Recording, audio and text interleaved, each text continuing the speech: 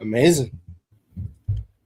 The 2025 NBA draft took place last night, and it was a good time. Were there some surprises? Of course. Were there some reaches? Of course. Were there some teams that absolutely nailed the draft last night? Of course. And you can't say that there were some teams that did good, Chill, without saying there were some teams that did bad. But, John, Penn, I would like to hear you guys' best picks of the night. First off, it's only right to start where I've been starting the entire draft process. The Phoenix Suns have absolutely rebuilt their center rotation in one night, getting Mark Williams and come on, Maluach.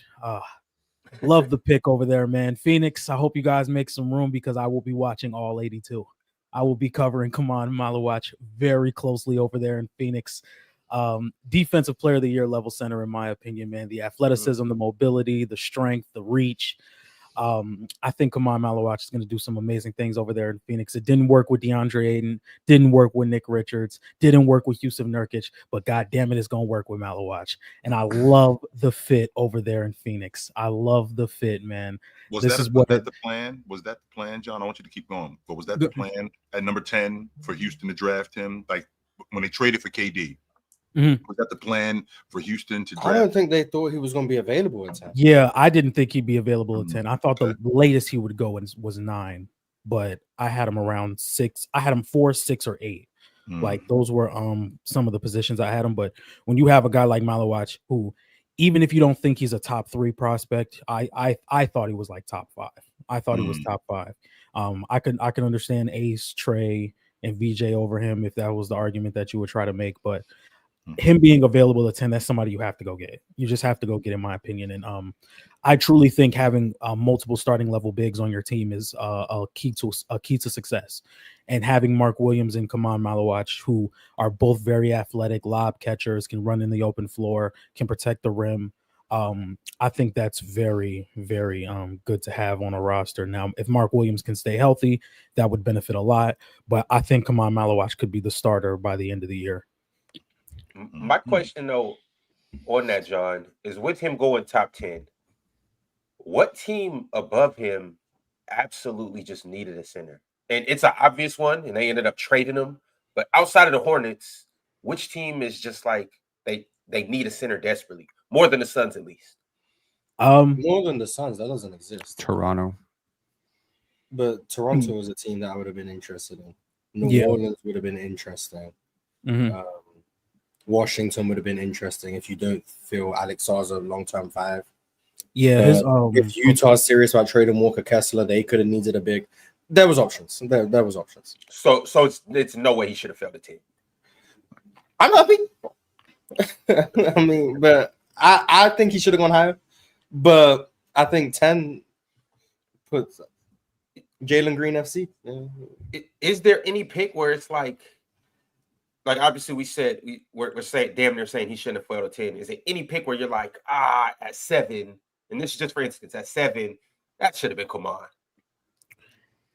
I don't think every team did what they should have did. No, the Nets didn't do what they should have done, but we'll talk about them. We'll talk about them. But once again, if I'm the Wizards, I would have took Maluach because Sar's preferred position is the 4.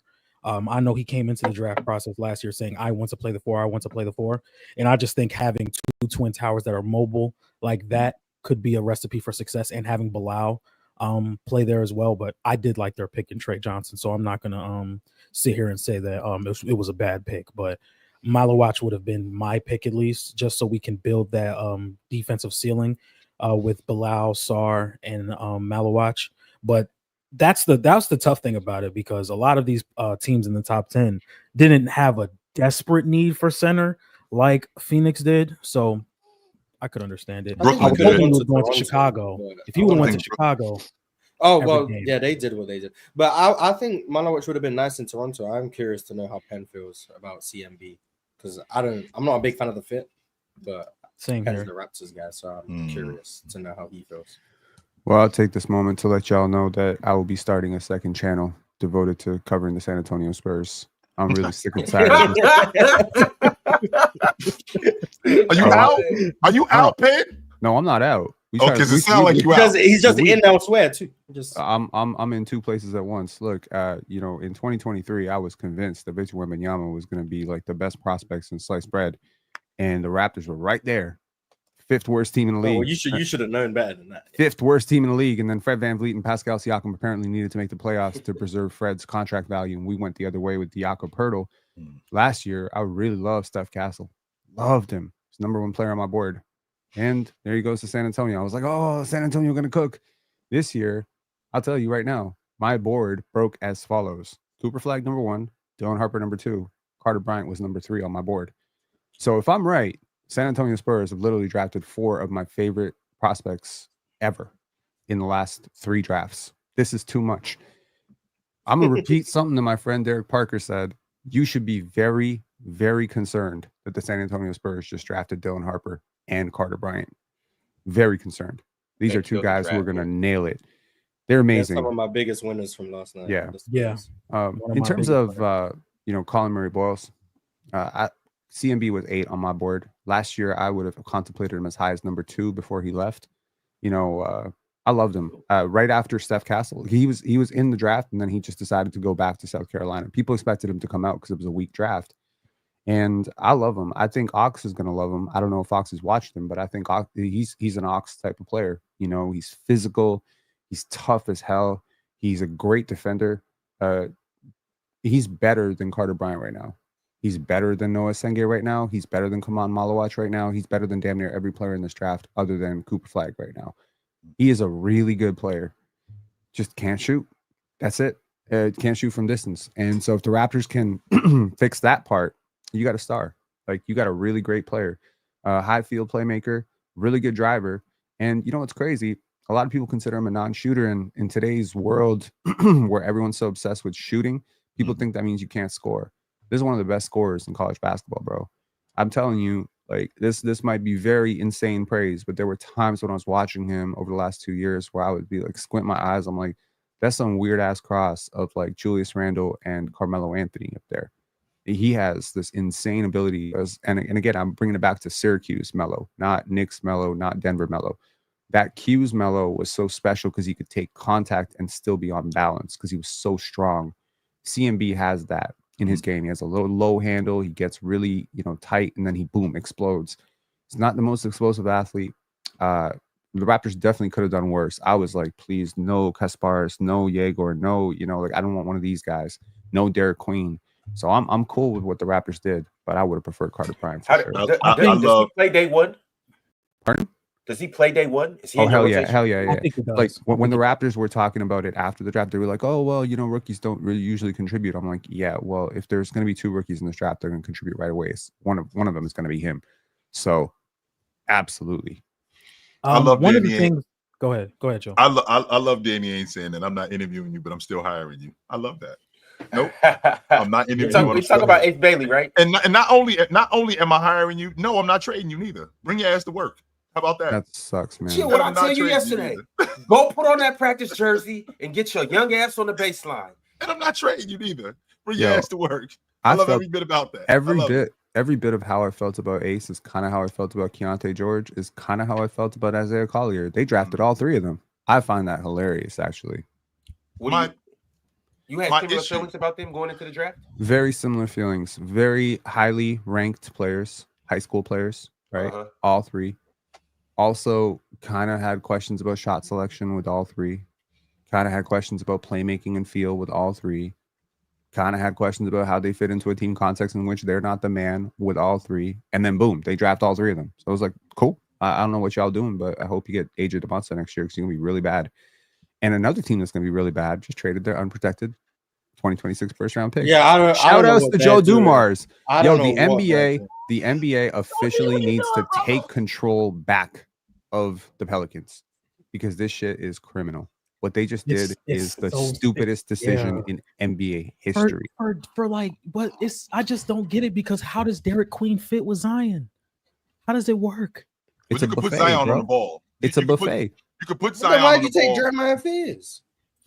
I think I like. Here's a good pick. Yeah, I think Fears was a solid. But not if pick. you're gonna make Zion a point guard. Yeah. Like The- you can't the say, one oh that- well, we're gonna put Zion on the ball and that's gonna make him and Derek Queen work. And then you draft a point guard in Jeremiah Fears who has shown no indication he can play without the ball. You just got Jordan Poole. I don't know what's going on in New Orleans, man. If you That's the worst organization in pro sports. If you draft this kid, if you draft the kid Fitz, okay, is he more of a project than a play now right guy than a play now guy? Yeah, well, he can play now, but there's a lot to work on. He's okay. So with that being said, yeah, he's not gonna be a winning player. Okay, so with that being said, we can still give Zion the ball because he was really effective at the lead guard spot and being a playmaker. He might be their best playmaker, including DeJounte Murray. No, he is. So with him being their best playmaker, you got Queen at the 4. Queen can make play. I feel like Queen. Where's Eve Messi? What about where? I think he starts day one. I think Eve starts day one. Derek Queen's coming off the bench or playing the 4. Well, I think Eve I Messi think has Derek Queen's gonna have to Eve's come off going the to bench the bench because after last year. before. I mean, Are New Orleans trying to be competitive or are they trying to set? Because if they're not trying to be competitive, why did they trade that unprotected first round pick? Well, I guess if Eve Messi going to the bench, I feel like that's a complete. Why would you? Why he had such a great year last year? I don't know if you want to kill that momentum. I think for a rookie in that situation, I think he had a really great season relative to like what he could have had. I loved Eve Messi, but he did not have a great year last year. Yeah, great year feels like a reach, but I know you saw him block Jokic shot, so I know you're probably. I think Swipe is talking about relative to his. No, I think that because Eve Messi did not have a great year, but I know he's a Baylor guy against Jokic. So he's a Baylor guy, number one, and number two, he blocked Jokic. So Swipe. Yeah, so I understand Swipe, but he had an okay year. He had an okay year. He's still a but I like Eve Messi, really explosive athlete, and he has the potential to be a good defender, but he wasn't last year. Yeah. But if he comes off the bench, that is what it is. My question is, if New Orleans aren't trying to be competitive, and what they did last night to me indicates they aren't trying to be competitive, why would they trade their unprotected first round pick for next year? They're crazy. It's just incompetence. Because they're crazy. Can I get this straight? So you guys don't believe trying to be competitive. Jordan Poole, Herb Jones, Trey Murphy, Zion, and Eve Messi with Derek Queen and the other pieces that they got coming off the bench isn't a competitive team? In the Western Conference, no. In the West, they're not making the play-in, bro. They're not. DeJounte coming back? Bro, we don't know how much game Zion will play. The defense is going to be terrible. And you're going to be banking on Fears and Queens to make real contributions. I don't think the Pelicans are going to be a competitive team next year in the West. And we just talked about it yesterday with the division that the Spurs and the Rockets are in. The Pelicans are going to have to play the Spurs, Rockets, Grizzlies, and Mavericks a lot next year. Those are 4 playoff teams. I don't see it. So what should they have done? Like, let's start from the beginning. Not trade their 2022. I'm fine with drafting Fears. Trading your pick next year for Derek Queen is insane. To me, they must be really high on Derek Queen. Yeah, they have to be really high on Derek Queen. But how does that front court work with Zion and Derek Queen? How does that work? Zion is on the ball. That's why. Okay, defensively, plays on the ball. Defensively, we got an issue. 100%. Defensively and rebounding, we definitely have an issue because Zion isn't the best rebounder. Derek McQueen, if I'm not mistaken, he is a little doughy. He's a little doughy. And that's going to be a problem. You sent him to New Orleans. Yeah, that's what's even worse. But with that being said, think about that, Lord. Yes. Oh, them boys finna be shutting buffets down. Yeah. No, we already got Zion figured out, bro. Stop with Zion. We already got Zion. You got Zion figured out. If you're trying to create a small business, make a restaurant in New Orleans. If the NBA introduces a hot dog eating contest for 5 points at halftime, they're going to be cooking. Well, what I'm trying to make sense of is when I watched the draft last night, I'm watching teams. Green gonna be like, get your ass back in the locker room. Because I want to stay on where you guys are with New Orleans, right? I want to stay because I think Joe Dumars thinks I think he thinks Queen is an impact player who's going to help right now. I don't think he thinks Queen is a guy who in the future, like 5 or 6 years. No, he thinks he's going to help right now. That's probably why he gave up that number 1 pick for next year with Zion. And on top of that, he's also, and this is the delusion of being a general manager, they got a lot of bread down there because you came off of Brandon Ingram. So they think that they're going to be able to bag somebody in free agency. Brandon Ingram is better than everything they've added. No doubt. So this is mental. Okay, what he did in Detroit, I think most sane people just kind of closed the curtain on his executive career right there. We're like, okay, you had a really great run. You're an awesome player. You won championships. You built the 04 Pistons. You're amazing. Ben Wallace left. Shit went really bad. And you made a lot of bad decisions. And go retire and just, forget that anything happened after 2008. This is worse than what he did with Josh Smith. This is worse than what he did with Ben Gordon. You probably just gifted a top 6 pick in the best draft in the last 10 years next year. You possibly just gifted AJ Devonta. Like, what the? Oh man, could y'all please stop being so dramatic? And that's the point I'm trying to make. And the only reason why I feel this way is because I'm Derek Queen has a lot of upside, y'all. Yeah. We know what type of league we play in. We play in a league where if you are a 4 or a 5 and can stretch the floor, can pass, can do all of this, defense may be a question. But if he can turn into that type of hub or force on offense, let's just say Sabonis, like for instance. Mm-hmm. Is it not worth it? Real quick, because y'all too worried about what the other people are getting instead of what you're getting. Obviously, they like Derek Queen. Well, I'm worried about what they gave up. That's what. No, I'm worried about Atlanta potentially becoming a contender. They obviously like Derek Queen. You know what I'm saying? Like, there's a reason they went and got him. I think they value Penn. Maybe they think Derek Queen's better than AJ Devonta. Well, if they do that, then they should be fired. Real quick. Maybe they might be right. Maybe that's what they think. You know what I'm saying? I don't know, but I think you're going a little overboard with this thing. Real quick. Him and Zion can play together. Now, you probably need to bring another big in, but that's Zion can play the 3. You have the other big. Zion can play the 3. They're building the worst defense I've ever seen right in front of my eyes. That's what they're doing. Herb Jones? And who? Herb Jones and vibes? Yeah, they traded. Let's just be clear. In the last year, they have traded Dyson Daniels. Could be a really good defender for not a good return. Marshall. This team sucks. What are they doing? Why are we talking about New Orleans? Why are we talking about New Orleans like the Trailblazers have any idea who this kid Yang is? Cut the shit. They know who he is. They know who. Really? He is. Obviously, otherwise they wouldn't have drafted him. Like, they know who he is. Just because you or other people may not know who he is, they know who he is. I think 16 was an insane reach. You could have got him in the second round. I thought he was a second round pick. But if we're gonna say the same thing about Derek Queen, hey, if he pans out, if he does what they think he can do, turns into a hub, all of these things, then 16th is great. Y'all dudes talking to me about as bad as New Orleans is. The Trailblazers got four or five men on their roster again. DeAndre is not going to be on that team. Robert Williams doesn't stay healthy. So there are only 2 bigs. That's an expiring. It's going to be Klingon. They'll probably keep Robert Williams next year to the deadline. But it'll be Klingon and Yang as their long-term bigs. Ayton will be gone. Dwop Reef is a big on their roster, but it's like, okay. So that's 5 of them. Yeah, but like he don't really count. He didn't play last season. So like they have 2 bigs who they have 3 bigs they're going to have next year. I don't know how much Yang's going to play, but long-term will be Yang and Klingon. That'll be their 2 bigs. Right.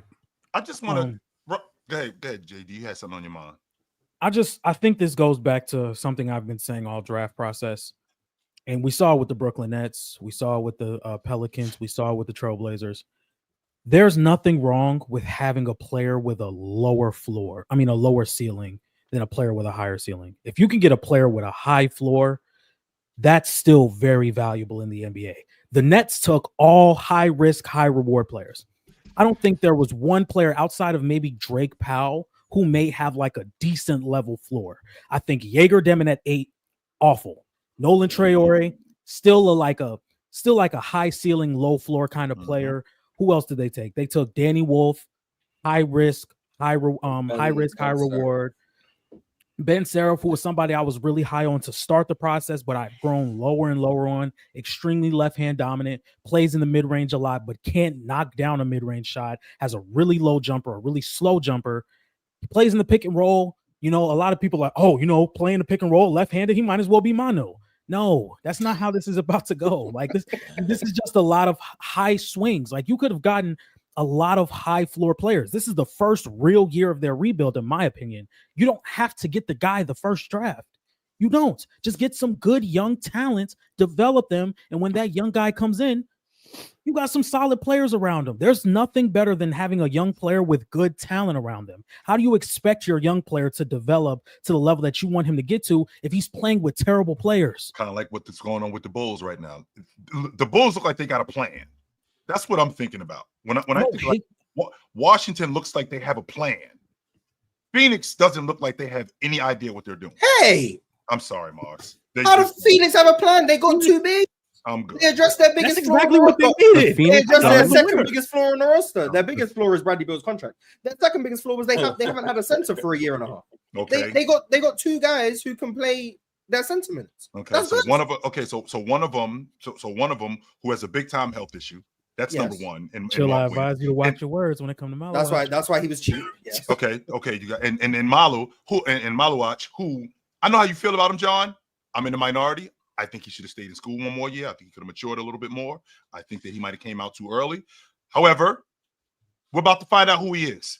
But if this is your foundation, if this is what you're building around, I mean, I think we could. I still think that there's more to, and that's the other problem. Mars, you just told me yesterday about the Utah Jazz and Lauri Markkanen wasting away. What are we doing with Devin Booker? He's got 6 or 7. He's got 5 or 6 more years. I really hope he's gone at the trade deadline. What are we doing with him, Mars? They're going to waste him. Yes, that's exactly what they're going to do. But they're building around Devin Booker. That's what unbelievable. And that's the plan, building around Devin Booker with no. Yes, that's the plan. I'll push back on the Nets doing a bad job in this draft. I don't think they did a bad job in this draft necessarily. Obviously, like Jaeger Demon at 8 feels a little bit high, but people forget early in the draft cycle, he was being talked about as a top 3 pick.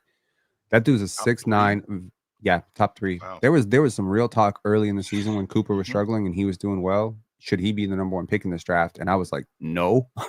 But I had him as low. I had him as high this year as 5, and I had him as low as 25. So 8 feels a little bit high compared to that range. But you're talking about a 6'9" playmaker, and I don't think he's as bad a shooter as people think he is.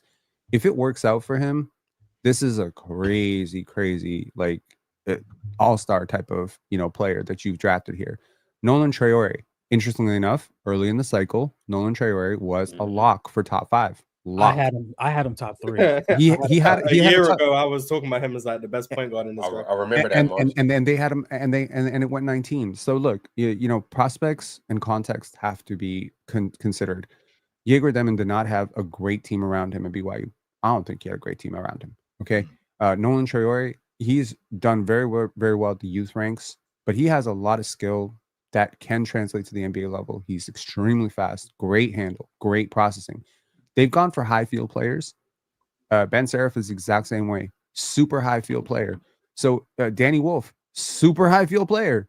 So these are players who have incredible abilities to fit into what Jordi Fernandez is doing. They looked at how they want to play basketball. They looked at the players on the board and they said, these players all have incredible passing chops. We think playmaking and passing and feel are underrated in the draft cycle. There's certain things every year that I think people overstress and understress. I think understress, habits, personality types, playmaking, feel, basketball IQ, overstressed, vertical leap, box score numbers, things like this. So, in the context of these 4 players, these are all 4 players that somebody out there would have picked in the lottery. All of them at some point over the last year. Right quick, Chill, before we get there, because I just want to talk about my man Igor. He was Igor, bro. Igor. Bro, it's Igor. I promise you. He was my number 3 prospect, number 3 favorite prospect in this draft. Obviously, you guys know I love Ace. Yeah, Ron was praising him a lot this year. Noah Singay, he was number 2. Okay. And then it's Igor. My bad, Pen. Yegor. But the thing about Yegor is I see a lot of, and you guys are gonna laugh at this. You guys are gonna say, Ron, shut up. But I see a lot now. The guy I'm about to say, he's not as tall as him, but their play styles to me is very similar. I see a little bit of Hallie in him. Yes. Whereas he's 100%. not a go get it scorer, but he can shoot the ball. When he does get downhill, he makes good decisions. He'll hit you with that floater. He's big enough to finish at the rim. He's not going to ever average 25, 30, but he seems like he could be a 19-8 type of guy. Yep. Maybe not the best defender. I don't think he can initiate offense like Hallie can. I don't think he can. He's the best right now, Mars. No, I think he's an amazing passer. I agree. Yep. I don't think he can be your point guard. I don't think he can do that. Can we turn him into that, Mars? Is my question. I'm hesitant, but that's the swing, obviously. Yeah. It's the belief that you can run him as a pretty much full-time point guard. I don't think the handle's good enough. I don't think the scoring aggression and ability is going to be good enough. So that's why I don't like the pick. But I know the archetype they've gone for. They've done it 4 times in the same draft. They've gone, like Penn said, the high field, the creators, the ball movers, all of that thing. I think you just run into the risk of a lot of redundancy on the roster. Yeah, where but you just they don't all have to work out, Mars. Person. They don't have to all work out. What if 2 of them work out? If 2 of them work out, let me go to archetypes. What is the most important archetype in the NBA? I would argue it's a jumbo creator. Cade Cunningham, LeBron James, Luka Doncic. That is the most valuable archetype. Now, none of these guys are those guys. I'm not comparing them. Built around like big that ability to dissect the zone in the middle from the nail, have a big playmaker who can score. Shit, that's a jumbo creator. This is what works. They just bet on 4 players who have some, let's call it a fraction of a percent. Let's call it a 1%. Let's call it 0.5% chance to become that type of player. If 2 of them work out, you cooked. If 2 of them worked out in 2 years from now, this is a great draft. And if none of them work out, then that's the thing. That if none of them work out, you crap out. But I don't think that's the stuff that gets you fired. It is. Here's the thing, man. They got 5 picks though. And my thing is like, and Swiper can relate to this. It's like what John Gruden did when he was in Tampa. He was just drafting quarterbacks until one of them worked out. Mm-hmm. He just kept drafting quarterbacks. I'll draft a quarterback and I'll keep drafting them until one of these guys works out. That's what I'm getting. That's the vibe that I'm getting with Brooklyn. Like they're gonna keep drafting lead guards, but bigger versions of them. Like I'm gonna get a 6'8" guy, but then I'm gonna get a 6'4" guy who plays like he's 6'6", 6'7", and I'm gonna keep drafting these guys until I find my guy that I'm gonna pair him with Cam Thomas. These guys have to play next year. Yes, they're trying to be bad next year. That's very important. The point is, Jaeger needs the ball. Nolan needs the ball. If you're going to maximize Danny Wolf, you have to use him as this delay hub, all of these types of things, which means he has to have the ball. Ben Sarif needs the ball. You're going to have 4 guys all battling to have the ball to pass to Cam Thomas to start shooting? Hang on, but look at the rest of the roster. If they bring back Day'Ron Sharp, Nick Claxton, Cam Thomas, to rebound Cam Johnson. To rebound Cam Thomas. So my point is, you have a whole bunch of players who already play well. Trenton Watford. You have a lot of players who already have a lot of abilities off the ball.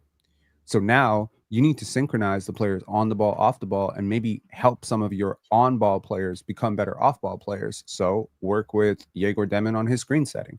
I think Jordy is a really great coach. Y'all remember when we were ranking coaches, I was singing his praises. I love him. I think he's a genius, and I think they're doing something incredible there. I like teams that have a vision. I don't care if your vision pans out. I just want to know what your process was. That's me. That's that part right there. Yeah, you can definitely see that vision. Yeah, you can definitely see that. A plan. It might be an old head unk thing with me and Cho. Having that. We're very process based. So we might not be where we are, but there's a plan. There's an idea of what we want to do, and I feel like with the Bulls, we're building this thing around Josh Giddey, and we got some young players with some talent. And next year, when the draft is even better, we can possibly hit. We're moving off of Vooch.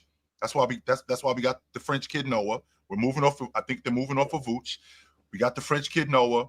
We got Giddey. We got Mataz, and we're building young talent around Josh Giddey. I see the plan now. Whether it works or not, Mars, that's something different. But there's a plan here. Okay, I can get with that. Same logic with Washington. Building around Josh Giddey, I think, is just a bad plan. I know. See, and I already know how you feel about Josh Giddey, but I think Mars, it might not be building around him as much as just starting with him. Yeah, I think it is. Or building through him. How's building through him? Because he runs your offense, and I love what the Bulls did, man. Mm-hmm. If you've watched any home games this year with Noah Senge, and shout outs to my guy Hayes. I don't know how he feels about this one. I know he didn't want Colin Murray Boyles and Carter Bryant. Hayes, they friends now. Oh yeah, shout out Hayes. Yeah, we're cool now. Beef over. That's nice. Yeah. Swiper, you and I may get there someday. So, Hey, we'll see during the PC Awards. Fuck. Would you focus more? I mean, this one right here. Troll alert. Okay. This one. So Noah Senge and Matas Bezos in back-to-back years. How does this make sense? I mean, shoot, you got great processing with Josh Giddey in the middle of the court. You still got Lonzo Ball for now. These dudes are transition demons. I mean, you're building out the Suns 7 seconds or less offense Timu version right now. But if these guys actually pop for you and Noah becomes who I think he's going to become, and Matas is one of my favorite players in last year's draft. I had him number 3, number 4 on my board. I love this. I love this for the Bulls. Like, the Bulls are cooking. So my fear with them was, oh no, Lithuanian owner, Illinois kid, they're going to pick Kasparis and add another guard to this. Basically, every team that just passed up on Kasparis just gets an A for me. Like, good job. Good.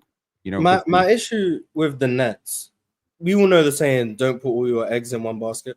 Sure. Mm-hmm. They put all of their eggs in one basket. No, but 5 eggs. Five eggs. All of them. Eggs. That's all the eggs. Can you elaborate on that though, Morris?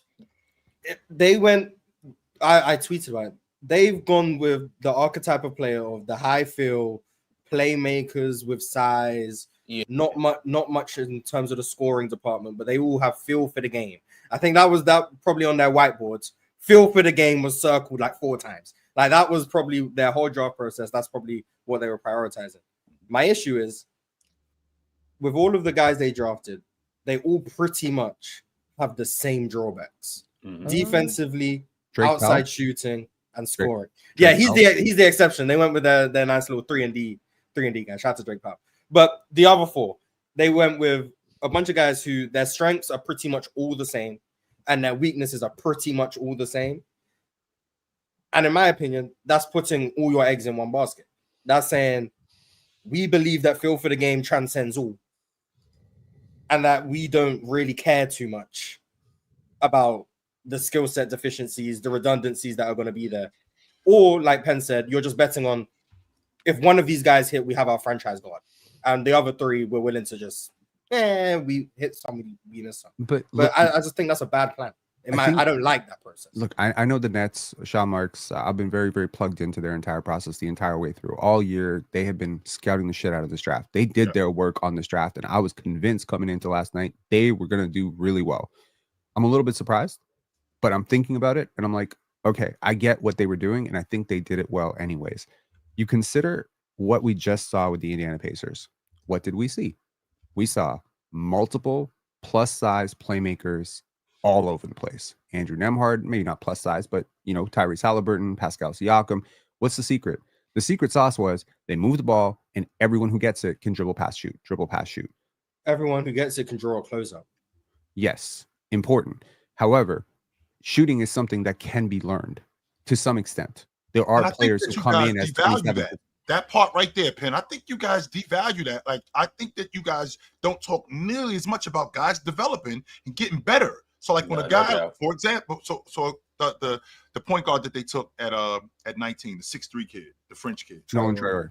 Yeah, so 6'5". Yeah, so he's had stretches of 40% 3-point shooting. Right. So I mean, because I come into the league and I can't knock down an open shot right now. Okay, I'm going to develop that, but there is potential for me to develop that, right? Because my ball handling isn't Kenny Anderson when I show up, but there's potential for me to develop that. And I'm 19, I'm 20 years old. And I think that's the plan with Brooklyn. What they banking on is this kid turning into the archetype that they want him to be. In the process of him doing that, there's going to be some struggles. And when you guys see these struggles, immediately, they made a mistake. No, they didn't. This is what the development process is. But there is a plan there. Now I understand, Mars, that your logic is, well, I don't like that plan because we putting all our eggs in one basket. Well, what's the timeline in Brooklyn? Like, we don't have to win right now. 3 years from now. It's not about winning right now. It's about putting all your eggs in one basket. I'm not expecting Brooklyn to win next year. Okay, whoever they drafted, I wasn't expecting them to push back, Mars. You said none of these guys can draw a closeout, right? I think Danny Wolf can. Well, I said Indiana's guys can draw closeouts. So I said okay. So inverse, Danny Wolf actually can draw a closeout. Yes, I think he will shoot. He's the most gifted offensively of all of them, in my opinion. Okay, and I think his role was hard. If you look at what he did in collegiate basketball, you can look at the high turnovers and whatever, but I think there's some people out there that would have picked him over Derek Queen, in all honesty. He has probably better defensive metrics. He definitely has better defensive metrics than Derek Queen. He has better defensive tendencies than Derek Queen. He's basically a 7-foot guard. That should be a cheat code if it actually works out. That's insane upside. Ben Seraph, again, I think Ben's a really good scorer. Like, he's a really good scorer, and he's a lefty, if I'm not mistaken. So, he has some chops there. Drake Powell can draw a closeout. Yegor Demon, I think this is the swing. How you feel about their draft comes down to how high you are on Yegor and Nolan's shooting projections. They've both had really good stretches as shooters, and they both had abysmal stretches as shooters. So they're inconsistent. If Jordy Fernandez believes that either of those guys or both of those guys can shoot, they cooked this draft. Like, they did a good job. If I'm a Brooklyn Nets fan today, I wake up like, okay, I get it. This could be fun. We're going to lose a lot of games this year. We're going to be bad again. And we're going to get our star in the next year's draft. But when that star comes in, we're going to have an entire connective universe for that star to play in. And that's exactly what, if you look at what Indiana did, that's what they did with Pascal Siakam. So you go get your Pascal Siakam in next year's draft. Yo, fellas, I'm about to step in because, first off, Chill, you wanted to address this super chat. So I want you to do that. Swiper, also, we haven't heard from you yet. I want to know your thoughts on the draft. What you like, what you didn't like, how you feel about certain teams. But before we do that, y'all, I gotta just let you know about a couple things. Obviously, tomorrow is the big day. Somebody will win a major award, and somebody will lose a major award, and a couple people will get nominated. But tomorrow we have the infamous Chat Awards. Now, I encouraged you guys yesterday and the day before to leave comments and let us know who you believe is the biggest yapper, who gave the worst take of the year. And when you do this, actually say the take that you think is the worst take of the year. Don't just say Ox. Say Jokic is worse than Weber. Ox. When you give the guest of the year, let us know who the guest of the year is. Jokic isn't worse than Weber. Weber's better than Jokic. Clear. Positive. Panelist of the year. Beef of the year. When you say beef of the year, don't just say somebody's name. Say that person and who they had beef with. Chat MVP, panel MVP. Oh, and let me clarify something. So panelist of the year is essentially who had the best year, who put up the best numbers, who was the most consistent, who gave the best takes, who just did their thing, quite frankly, the most over this last year. Now, panel MVP, we all know the term MVP. That's most valuable panelist, which means which panelist has the highest VORP, if you will, who is the hardest to replace on the panel. Essentially, if you took them off the panel, you couldn't find another one. Exactly. Let me show you guys, for instance. Me. Oh, well, my accent's gonna hold some weight. You guys see the panel doesn't feel like we lost anything, right?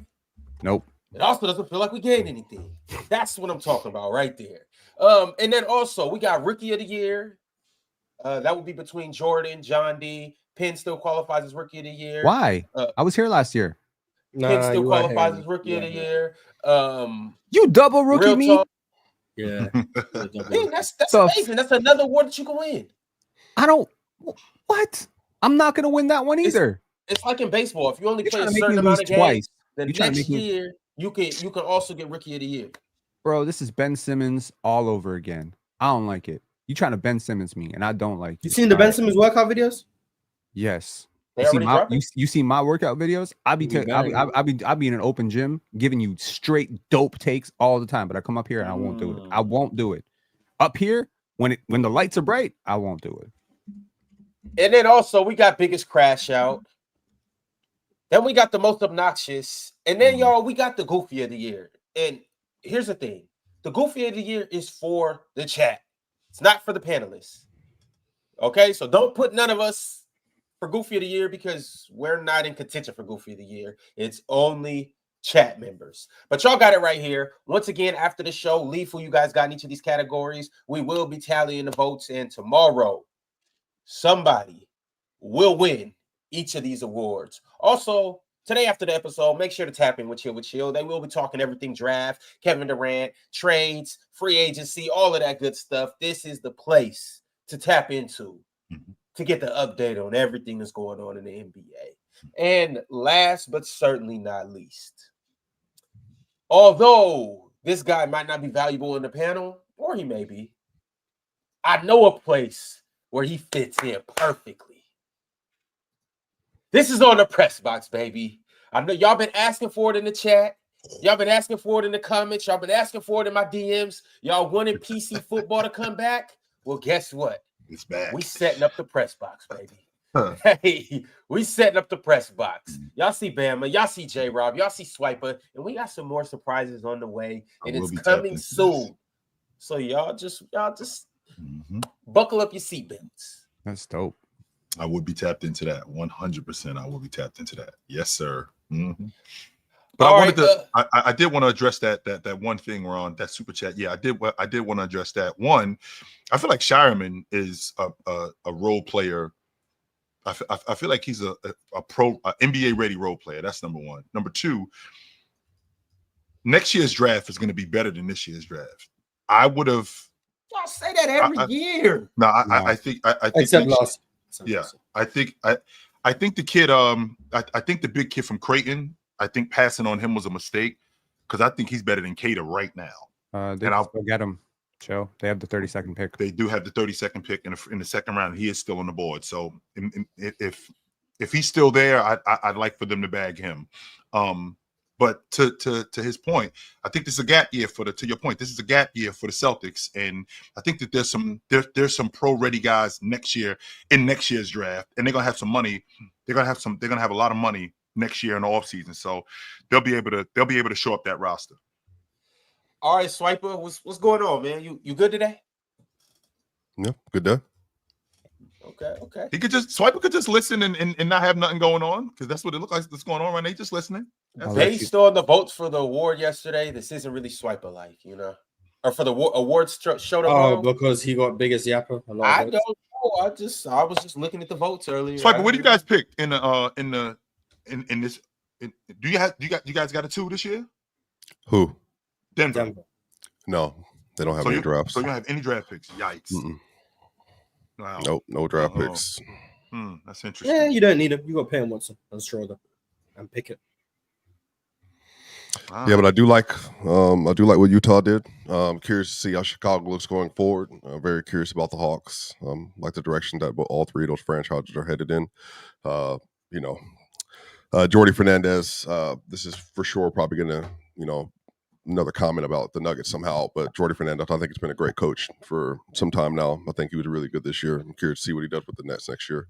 So, it should be really good. I really like what 76ers did as well. I know they didn't have too many guards, but post Embiid, I think they're going to be in a really great position because I think that's what you need. The same thing that Moss talked about with putting all your eggs in one basket. That's what's going on in Utah. So you got Sexton at the 1, you got Collier at the 1. Now you get Clayton. So what's the plan moving forward with these guys? I got three league. Well, I expect Sexton and Clarkson to be gone. I expect Clarkson to be moved too. I expect them to pick between Keontae and Collier. I don't know who they're gonna pick, but I expect them to pick between one or the other. And Clayton plays off the ball too, Chill. Yeah, Clayton's a 2 guard to me. A combo guard. I'll say combo guard. 6'1", 6'2", playing a combo guard. Jace Richardson's a 2, and I like him in Orlando, by the way. I do like him too. So I think that's what I think. You've got Clayton, one of Collier or George. I'm not saying you have to pick right now, but I think that's going to be their guards. Ace obviously being their forwards. I don't know if Larry Markin is still going to be there, I assume. Yep. And then I don't know what they're doing with Kessler. And I don't like Cody Williams, but they have Cody Williams, so that's cool. Bryce Sensabaugh, I like Bryce Sensabaugh. They have a lot of guards. That's my concern, like Cho said. But I think it should be quite easy to get off some of those guards so they can make moves. I think they can get something really good for Sexton. Still young, bucket getter. He was a 24-game guy when he was in Cleveland. I think he's in a bad situation in Utah. I think you can get a 1 for him. I do. I think you can get a middle to late first round pick for him. And I think it'll work. I can see it. All right, y'all. There's a couple super chats. Actually, before we do that though, Big Ox, you guys jumped in a race last night. Oh yeah, Nick Clifford, you hip? I heard good things, but I don't know. Colorado State guys. They drafted another old guy. It's just the Kings. It's the Kings philosophy.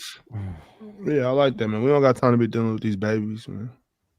You excited about what you heard about him? Man, we got bigger fish to fry around. I'm not worried about this draft, bro. Sabonis and Zach. Heard the news. Yeah. What are you guys doing? Do you think? Yeah. What you niggas doing? Morris, I'm just watching the show, dog. Ox, you said you got bigger fish to fry. You said you got bigger fish to fry. The bigger fish that you have to fry are what, Ox? Because you said y'all got problems. What are the problems that you guys have?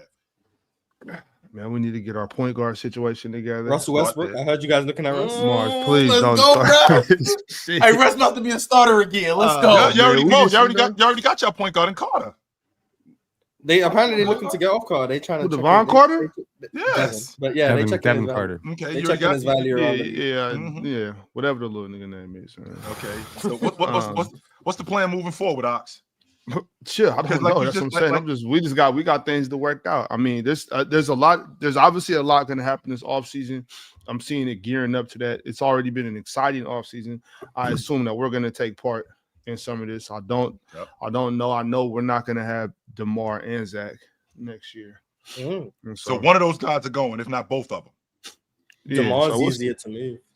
I think so too. I think DeMar is easier to move. I think there's still some teams out that want DeMar. I know some teams want Malik too, but hopefully he's not on the table. We'll just see what happens, man. Like I said, we got bigger fish to fry than the young fella that we just drafted. You know what I'm saying? He's not going to come and change our franchise this season. So who knows? One thing, but see, Ron, that really quickly, Penn. That's what I never understood, Ron. I always felt like draft day. That's check day. That's when your eyes are the biggest. That's when your stomach is like.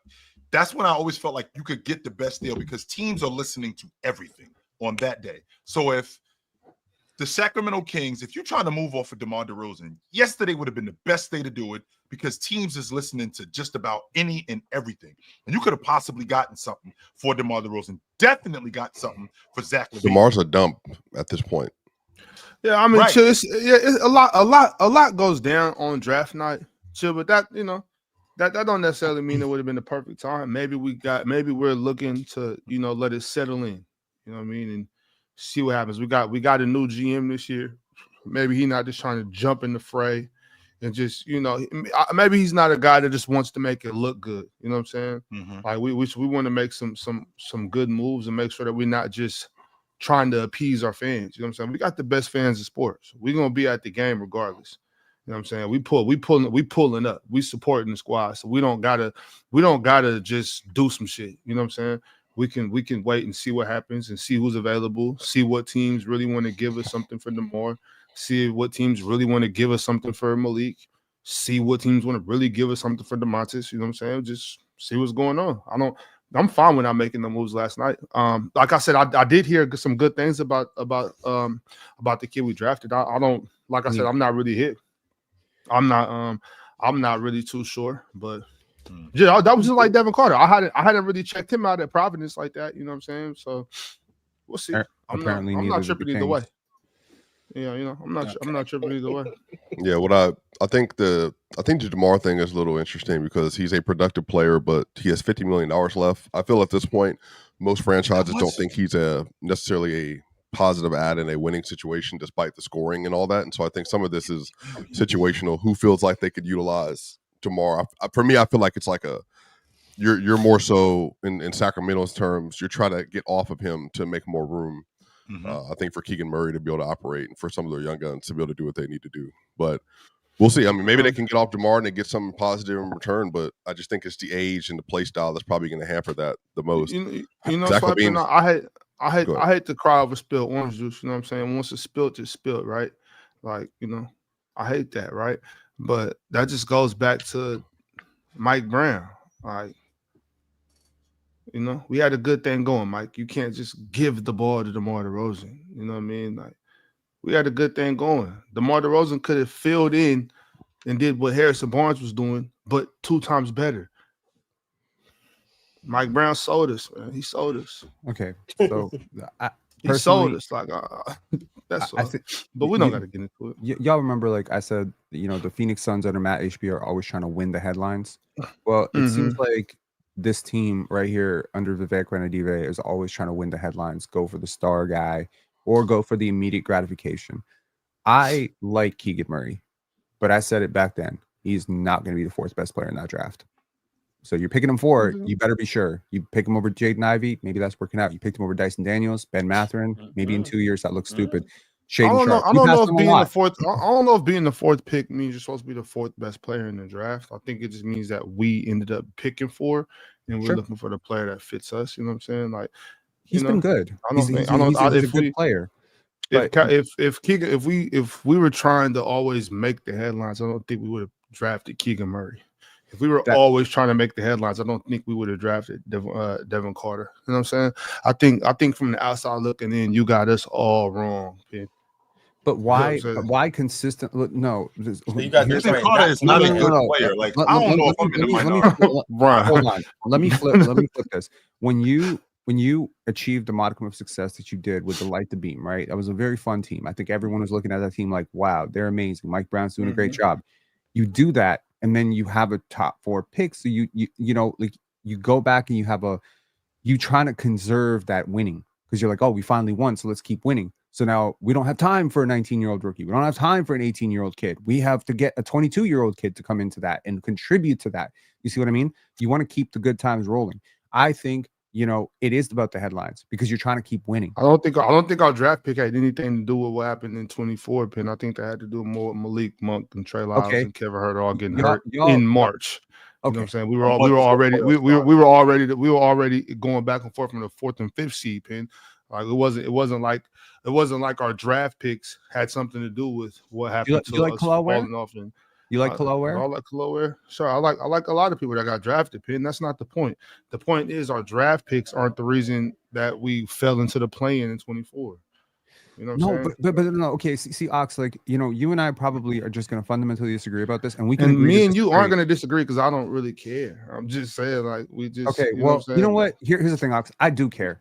Okay, I do care. Good, bro. I'm gonna choose to care. Damn, he cares for your team more than you do. I love my team. I'm just not I'm not trying to dissect the draft picks and make it seem like that's what happened in the plane. Like our draft picks had nothing to do with that. Here's the thing, Ox. That's not the thing. The thing is that our draft picks had nothing to do with what happened in the plane. You know what? We're doing that thing. We're doing that thing in high school where one person's like, this project is important, and you're like, I'm too cool for school. I don't give a shit if you're too cool for school. I'm not too cool. I'm saying you're what you're saying is just not what happened.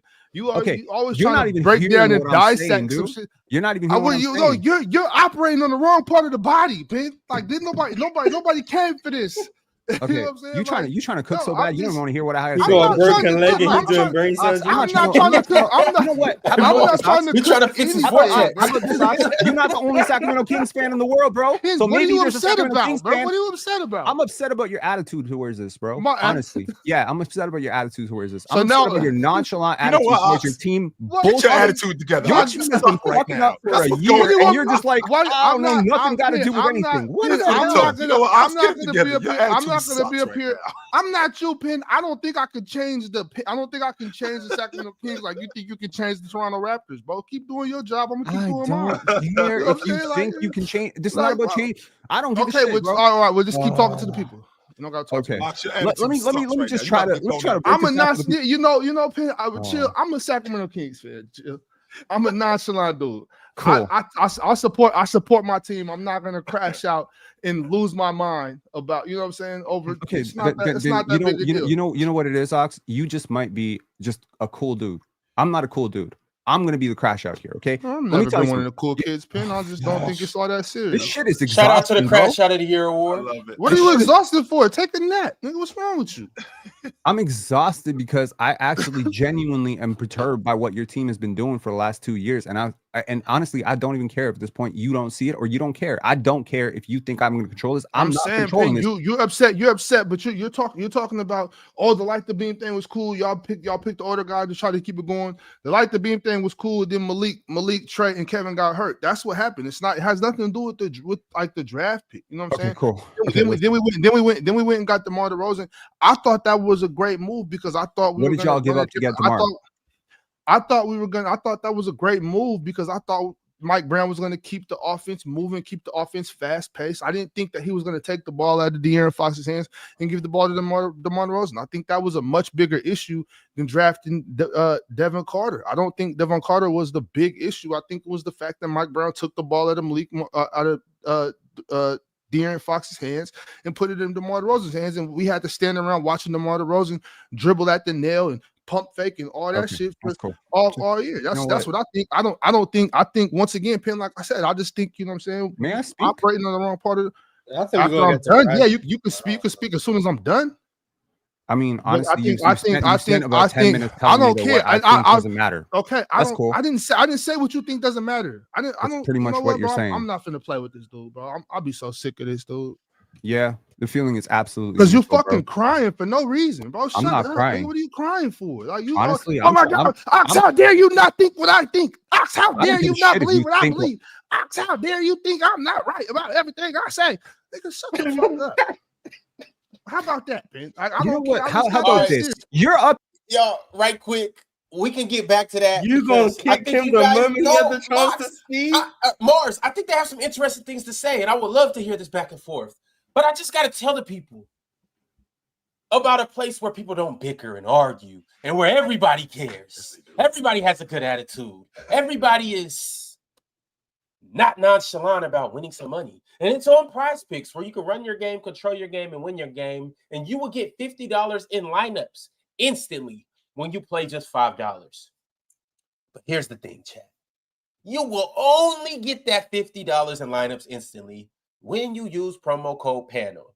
Would you look at there? You're watching the panel. So when you go to PrizePicks, support the panel and support yourself by using promo code panel. Now, you guys, I want to just show you, for the people who've never been at this wonderful, beautiful place, this is kind of what it looks like when you go to PrizePicks. Obviously, like how I just told you, you get $5, or when you play $5, you get 50 instantly. You see the football here, so they don't just have basketball; they got football there. Right here, you could claim your $50 right now. Real money, sports action made easy. There's Drewski right there. You see, he's excited.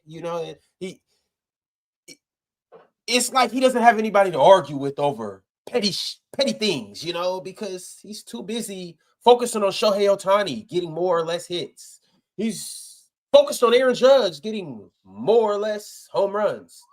Paul Skeens getting strikeouts. Steph Curry splashing threes. You see, you can pick your players, choose more or less, and you can start your own lineup.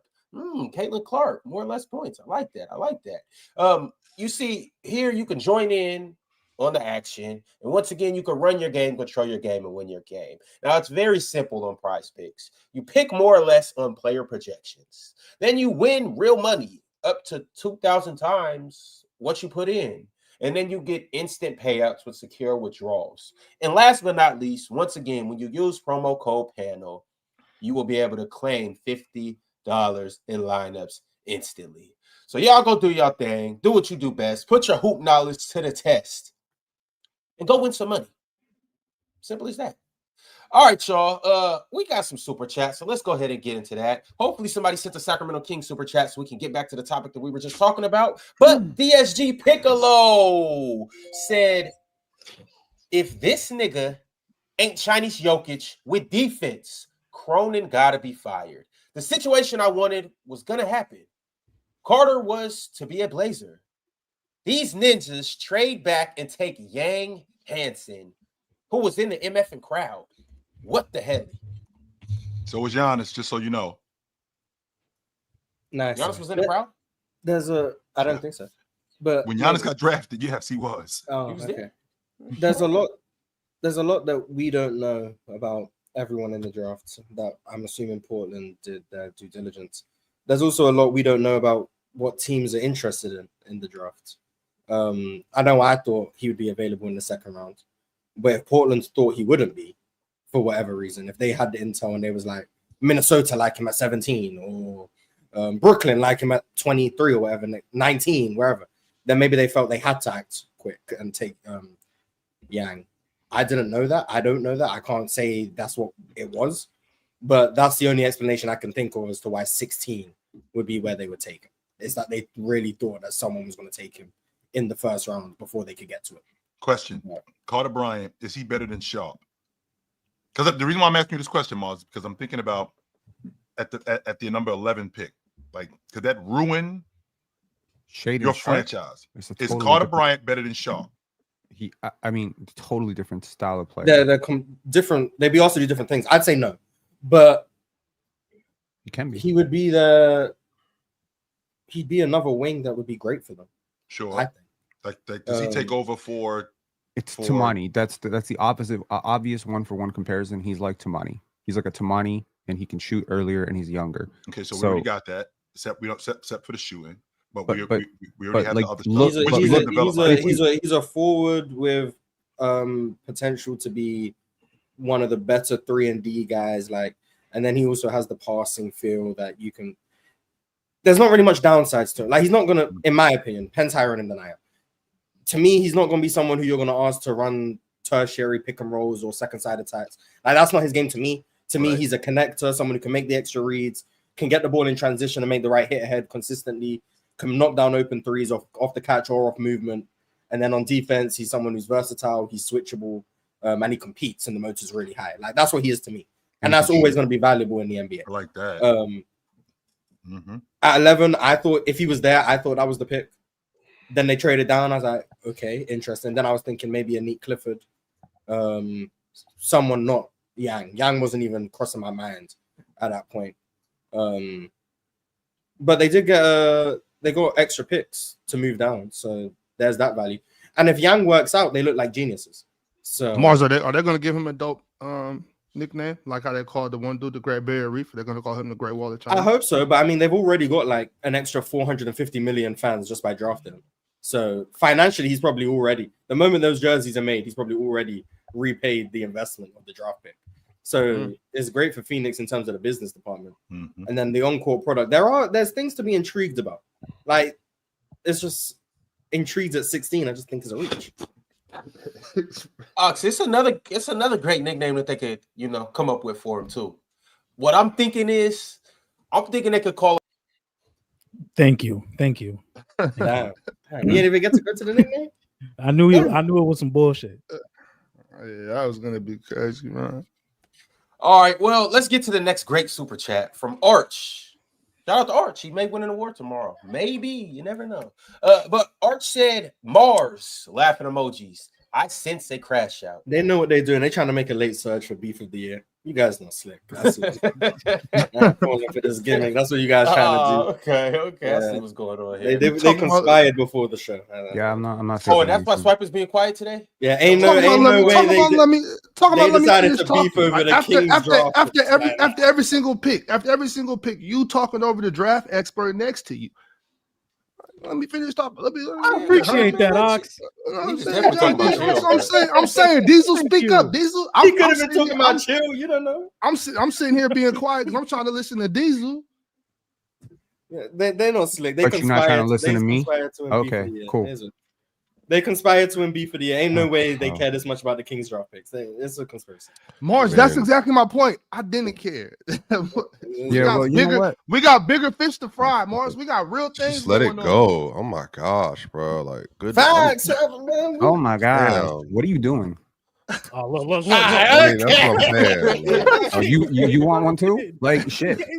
I don't want anything. I'm just chilling. No, you better press him like you press him like you press me. Just let it roll up. I'm saying everybody just let it go, bro. Like we got 8,000 things we could be talking about right now. I'm saying that, like, you know what I mean? Like y'all both, you and Mars came off and interrupted me earlier when I was talking about Misi. So like, It is what it is. Like, stuff happens. Just let it go. Like, it happened. We just keep it moving. You gotta do better than it that. is what it is. I know why he praised Easy. It was because of that game. No, I mean, but like, I think the issue really comes down to is that when people are, and we talk about this all the time behind the scenes, mind you. I think when people are getting ready to get on a roll with something and they want to say something, you got to let them rock, even if you disagree. And I think that's what some of it is. And I think Penn, when he feels like he's on a roll with something, which I agree, draft stuff is his thing, which is why he's good at what he does, which is why I added him yesterday. Because some of the picks I didn't even understand, so I asked him about it. Or if I have cap questions and I don't know something directly, I'll ask Penn about it. If I have draft questions, I'll ask John D about it. If I have questions about history, I'll ask Mars or Chill. If I just need to know simple basketball, like, man, what you think, Ron? But really, Ox. Like, if I need questions answered about some other things, like you just know who to, you know what I mean, just who to turn to. And I just feel like we just all in the, you know what I mean, just gotta be in the box. But in the Navy, we call some days I ain't got the energy just to be doing it. I do it and all that stuff, but like sometimes I just feel like doing it. But I am curious though, draft experts, who do y'all feel like had the best day yesterday, given all the context of picks acquired, draft acquired, all that other stuff? I think San Antonio had a really good day. I think OKC had a really good day. Oh, John D, by the way, to answer that, could you say San Antonio? Because there was some. Hold on, Mark. Just stay in the pocket. Just stay in the pocket, please. Just stay in the pocket. Stay in the pocket. John D, to that point, I did want to ask, because Dylan Harper with Victor, for me, Vassell, rest of them, and then I think that like they have a tremendous, even non-Wemby, like a tremendous core. I'm actually really excited to see what they look 100%. Like. Genuinely. I think the best part about the Dylan Harper pick is he's probably not going to start immediately. One thing that happens with younger guards is they struggle coming out the gate, especially to run an offense as a young guard. That happens sometimes more often than not. You can be patient with him. You can see what he can do in the pick and roll with Wemby. You can see how the shot making looks. You can see how the dribble penetration looks, how he looks against more athletic, taller wings. But the finishing, the mid-range shooting, all that stuff could be worked on. The finishing is a little bit better than the mid-range shooting, but yeah, they can be patient with him. They don't have to be like, Dylan Harper, we're going to feed you 10 to 12 pick and roll possessions a game. No, he can come in. Let's see what he has this game. Let's see how he looks with Wemby. Let's see how he looks defensively next to Stephon Castle. But I think their three in the future is Dylan Harper, Steph, Wemby. Carter Bryant gets thrown in there because I really like Carter Bryant, and you can be patient with these guys. And see, John D, that's where the divide is. What happened last year with Wemby, Ron? He went down off of blood clots. I don't know how long I got this guy. I don't. But we can say that about everybody. Right. I could say that about everybody, which means that I don't have a lot of time. I got to make sure that I get it right with the number 2 pick. Because if I got 5 years with Wemby, I don't have 2 or 3 years to be patient with Dylan Harper. No, I don't. I only have a little bit of time with Wemby. I'm hoping that Wemby is able to stay up. I'm hoping that Wemby is able to continue to be healthy. I really hope that happens. But if he's not, then I got to draft for need. Y'all dudes be sitting here talking to me about Dylan Harper like De'Aaron Fox ain't one of the best lead guards in the game. Talking about getting over him. I think Dylan Harper's still higher. Y'all be talking Dylan Harper's still higher. And the reason why the San Antonio Spurs traded for De'Aaron Fox is because this thing with him and Wemby, this thing is happening now. This thing ain't happening in 5 years. They're trying to go right now, which means that I feel like passing on Ace Bailey, passing on him for a guy that fits as opposed to the better player. Because again, Mars, remember, this is feast or famine. What happens with Ace Bailey if he turns into a better version of Derek McKee or something like that, where he's a really awesome 3-man? Great on defense. That's great. Like an 18, 19 a game guy. The Jazz will be happy. To be completely honest, like if we're talking about right now, Victor Wembanyama would not have looked good in the playoffs, in my opinion, offensively. But he would have been there, though. That's the thing, though, John D. That's what I'm saying. Like we're making a move for right now. I just offensively as a scorer, I don't think Wemby is there yet. He would have looked awful against OKC. He would have looked awful against Houston.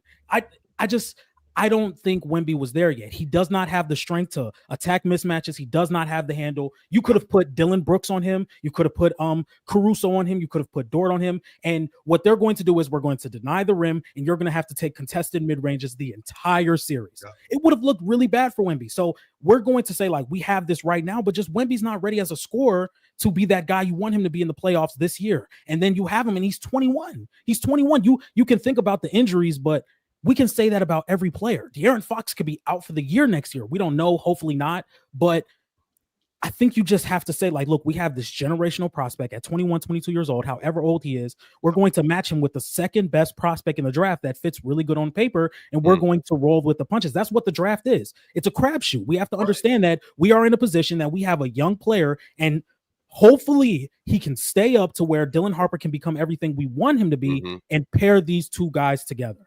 And I think that's the best move. You go get a guy like Carter Bryant, who's an extremely good connector, a really good relocator, and somebody that can knock down outside shots and has a really good form. Dylan Harper can use him as like we know how in football, say tight ends are a quarterback safety blanket. Sure. I think Carter Bryant can be a Wemby safety blanket, a Dylan Harper safety blanket. At the end of the shot clock, he's going to make the right cut. At the end of the shot clock, he's going to relocate to the corner. That's the type of guys. Okay, where's Carter at? You know, I think these are really good picks to build up for the future. These are young guys who know what they're doing and fit on paper really good next to Victor Wembanyama. We don't know what's going to happen next year. We don't know what's going to happen. Why don't people like Dylan Harper with Wemby? Because of the pick and roll upside, the scoring upside, and the interior passing upside, and the finishing around the rim. I think those two, Dylan Harper and Stephon Castle, I think that is your backcourt of the future. I think Steph and Wemby could make a really good defensive duo in the future. I think Carter Bryant adds to that as a secondary rim protector, a guy that can blow up actions, play passing lanes, and also be a really good rebounder and transition player. I think all of that puts together for a really good team in the future, and they also still have picks. I just think when you have the 21-year-old, yes, he got hurt. And I'm not going to sit here and say it's not valid. He ain't get hurt. It's not like exactly. Like it was a health issue, Mars. How about it was a freak situation. It was a health issue. Okay, sure. It was definitely a health issue. But to your point, I mean, you said for the future. Again, to reiterate my point, I think that if Wemby can stay healthy, I got to maximize all of Wemby's years. You traded for De'Aaron Fox because you want to pair De'Aaron Fox with Wemby. You want to pair him with a guy who can get downhill, who can create shots, who can get to the rim, but can also create shots for Wemby, because Wemby is a pick and pop guy. Wemby is, especially in transition, because I got a fast guy in De'Aaron Fox, one of the best transition guards in the game. Then you draft Castle to go along with Fox, another big guard in the backcourt. Well, where am I deficient at? Because I already got my 5-man, I already got my lead guard, and you're telling me that these two guys are the future. De'Aaron Fox is 27 years old. I got 6. So I think, barring injury, like Wemby, I think I got 6 or 7 more years. I don't think he doesn't need to be there though, Chill. To be honest with you, he's 28. Like he doesn't need to be a part of. But I'm saying he doesn't. I think next year he'll be 28. He'll be 28 in December. But I'm saying I don't think he's staying that long. Yeah, hold on. That's what I was going to say. I don't think Fox is going to be a part of their long-term future in the first place, Chill. I think you're getting caught on like right now, but I don't think they're even aiming for that. They want to be competitive, but they're already ahead of the Houston timeline. For instance, Houston's in this place now where they need to win, but they're in a better position to win because they got Kevin Durant and stuff. But they still have all their assets. The Spurs got Fox for nothing. That wasn't even like a worthwhile trade for them. They did get him for nothing. So I'm saying that like as soon as they want to get off Fox, they can easily get off Fox, and that's a movable contract 2 years from now with draft assets. They want to get a better player. So I think for them, they got Dylan Harper. Some people can disagree with this, and that's fine. Wemby, Dylan Harper, Castle, and Vassell from your other core. I think Vassell's better than a lot of people think. Obviously, I'm on an island with that.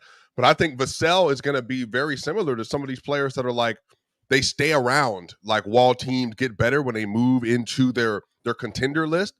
They're like, oh, like damn, Miles Turner and Nick Collins. Yeah, he's just one of those players that like he just keeps getting better, but he does a lot for that team. And I think he's finding a 6'7" off-ball player or on-ball player. And I think to Mars, he talked about this a little bit, the versatility episode, I think the other day. And then, obviously just even on Twitter, Devin Vassell's a ball handler. Dylan's a ball handler. Stephon Castle's a ball handler. Jeremy Sohan supposed to be a ball handler at some point in time. Yep. Victor Wembanyama's a ball handler. and they're all 6'6" and up. Every one of them. I think that for me is a part of their formula. De'Aaron Fox is like a great add-in. Yep. I think he's good for right now. Chill, you're higher on De'Aaron Fox than I am, but I still think he'll be good in this situation. But he is in no way, shape, or form is impeding the development of these players, and or he's not going to guarantee to be here for the next 2 or 3 years. Because we can easily just move off him. Which is a fair statement, Swiper. So if that's the case, then why am I holding on to him? If these guys just got here. But this is what I'm saying. I don't think they're holding on to him. I think he's just there. What I'm saying is if Dylan Harper, to your point, John D, if Dylan Harper and Wemby are the future, okay, let's get to that right now because I want as much time to develop him with Wemby. I don't want to waste any time with having him play behind Fox or having him play behind anybody. If Fox isn't the guy that I'm looking at for the next, if Fox isn't the guy that I'm looking at for the next 5-6 years, there's no reason for him to be here. And to your point, Spike, but if I got him, but chill. But you know, it's the same. To be fair, chill. The reason why is SJ grew behind Chris Paul, didn't he? Yeah, for that one season, sure. Chris Paul. But Chris Paul's a lot older though, Mars. That's number one. No, but I'm saying, Fox is like is helping them. I think Chris Paul was better than De'Aaron Fox in 21. It was 2020 actually. In 2020, I'm sorry. Yeah. In 2020. You agree with that too, though. You guys are a lot higher on De'Aaron Fox. Still, that's the thing is it's a divide between how good that certain people think De'Aaron Fox is. Certain people don't think De'Aaron Fox is that good. But chill, awesome. Wait, Ron, but you don't think De'Aaron Fox is better than them MVP years from Chris Paul when he was with Phoenix though? Okay. I heard you talk about that Chris Paul. There was MVP years? You don't think he's a better MVP years? He was in competition. He came like fourth. Yeah, he came in fourth in 21. Okay, and in 2 years, MVP in 2 years, when the Spurs finished top 3 in the Western Conference, newsflash, De'Aaron Fox won't be in that conversation. If Wemby can win the MVP and De'Aaron Fox can come in 8th. I'm just saying, like, once they start winning, De'Aaron Fox is not Chris Paul, though, respectfully, bro. No, he hasn't. I didn't know that was a hot take. I think Chris Paul 2020, 2021 is better than De'Aaron Fox. If they had Chris Paul right now, chill, they would be a much better team. We don't have they have Chris Paul right now. But we don't have to get into that though. Yeah, I don't want to get into that. Yeah. The point that I'm trying to make, and I think that Chill's trying to make, is you don't just get off a guy that's 28 and he's a 25-7 That's numbers watching though. No, it's not numbers watching. I watched the guy play. De'Aaron Fox is really good. De'Aaron Fox is really good. Yes, he is. And all I'm saying with De'Aaron Fox, because it sounds to me when I listen to John D talk about Dylan Harper is clearly the future at the lead guard spot. All right. So if he's clearly the future at the lead guard spot, and what happened to Wemby last year with this health issue, and we know how big guys are, 7'3", 7'4", where anything can happen to these guys, I don't want to waste any time with Wemby. I don't. I want Wemby. I want to get everything that I can get out of him and whatever that time slot is. And if that means that Dylan Harper is pro ready and he's ready to play right now, I got to move off of De'Aaron Fox. Why? It's no promise that this dude even touches De'Aaron Fox. That's where the divide is. I don't draft. Repeat your statement, Ron. My statement is that it's no promise that Dylan Harper will ever be half as good as De'Aaron Fox. Absolutely, that's why there's no promise. It's a draft. They don't need to move off Fox right now, though. That's why. What? But I'm saying I think Chill's in a little. I think Chill, you're a little bit in the extreme area. I'm not. They don't have to move off him for Dylan. You need a lead guard to help another guard, especially young guard, move forward in the NBA. Fox is going to be there to be helpful to both him and Stephon Castle. They need those players, just like they needed CP3. But I think the thing that I'm trying to say is they can get there and develop. But if it gets to the point where Dylan Harper is like, you're clearly like on the way, like we're already seeing like real evidence that you're like a very good lead guard. Getting off of Fox won't be a hassle for them at all, but they don't need to though. Like having more assets, it's better than having lesser assets. Chill. That's what I'm saying. Like you want to have players on the roster, but if it gets to the point where Dylan's like year 3, and he's sitting here like, bro, like the non-Fox minutes, he's playing more. Right. He's 23 and 4 and 6 and on good efficiency and like you know what I mean. The defense is better or something like that. Then yeah, you can move off of Fox and get an asset for him. I just don't think Fox is going to be the thing holding them up for their future. But maybe Chill. But the thing is, Chill, if Fox is as good as you think he is, meaning he gets better from this point, he becomes like one of those true tier 2 point guards in the league. Again. And then all of a sudden, that changes the direction of the team too. They could easily next year or the year after that be in the contender status with the rest of this roster as well. They're in a great spot, basically. Yes, they are. We just had a conversation about them yesterday that they could be a playoff team. And if that's going to be the case, that's going to be largely due to De'Aaron Fox. And it's going to be due to Wemby, no question about that, because I think Wemby is the guy on that crew. But that's going to be largely due to De'Aaron Fox. So if Dylan Harper, I think my point is Dylan Harper is the lead guard that you guys think is the future. If that's the case, I don't know how much longer we hold on to Fox. I think that if you drafted Dylan Harper, that must mean you moving on with him.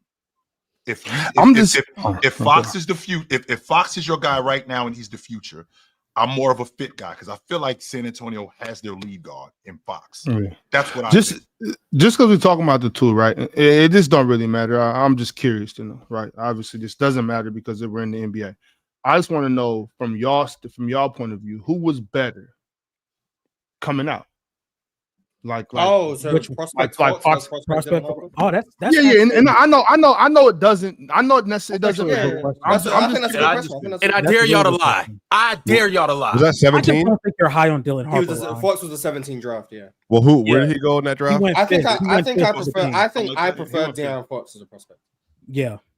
I could truly agree with that. So Mars, do you think Fox he just ain't really panning out to what you thought he was going to be?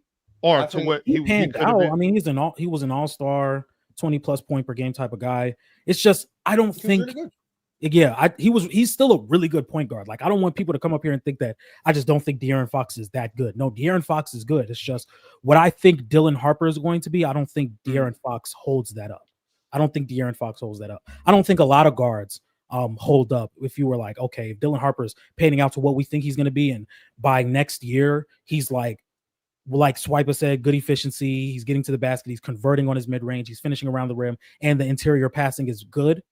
I don't think De'Aaron Fox holds that up, especially when you have a player that's already playing at an all-star level in De'Aaron Fox that you can move off of, and you can keep the timeline. That's the most important thing to me is the timeline. All these guys are under 23, 24 years old. You know, that's the best part. That's the best part about it. You have three guys who can contribute and have a high ceiling while keeping a low floor, and they're also all from 20 to 23 years old. You know, you have such a long timeline with these guys to where I just don't see De'Aaron Fox holding that up. Now, De'Aaron Fox is a really good asset. He's a really good player, but that's what my thing. Every word I've said about the Spurs has been timeline. That's all it is. Sound like the architect what's going on in Cleveland. Sound like what? Sound like what you just said. Sound like the young guys being 20. That's with Darius Garland and Evan Mobley and Jared Allen when they ended up getting him, how young he was. We had a bunch of kids and developing them. And where are we now at this point? You already know how I feel about Cleveland. So if that's what if that's what it's going to turn into, then bet. I think Cleveland would be a disappointment for the Spurs for me for how high I am on Wemby. That would be a disappointment for me. Not regular season stuff. I'm talking about like meaningful basketball. I think Cleveland is just not that good. Well, I think the Spurs will have a higher ceiling ultimately, but the philosophy is kind of similar, I guess. You just have the building block that no one else in the NBA has, which is obviously the big advantage. But yeah, the big thing for me about the Spurs has always been timeline. Yeah, I'm not as high on De'Aaron as Ox is or Chill is or Ron is. That's obvious. But my issue with De'Aaron in San Antonio, if you want to call it an issue, has not been that De'Aaron's not good. It's been about matching the timelines. I'm not on team rush into contention now. You guys remember, I've been anti-Spurs for Giannis. Like I've been pushing against that the whole time. Not because I don't think Giannis is one of the three best players on the planet, but it's because I have been very against trying to speed up the timeline. Because I'm not on Chill's side of we need to rush this thing with Wemby because we don't know if he's going to be around. I'm team, take your time and build this out and get guys who are going to mesh with Wemby for the long term, for the 10+ years that you're projected to have him. So that's why I'm high on Dylan Harper, even if I think De'Aaron Fox might have been a better prospect. Mars, you don't think Wemby's ready already? Like in the next year or two? To make the playoffs, yeah, I think he's ready. But I think the Spurs team right now is ready to make the playoffs. To win a championship. I think Wemby is I don't think you think Wemby is a top 10 player in the game. Absolutely. I want to make sure that we clear when we talk about rushing something. There's a difference between right now and within the next 3 years or so.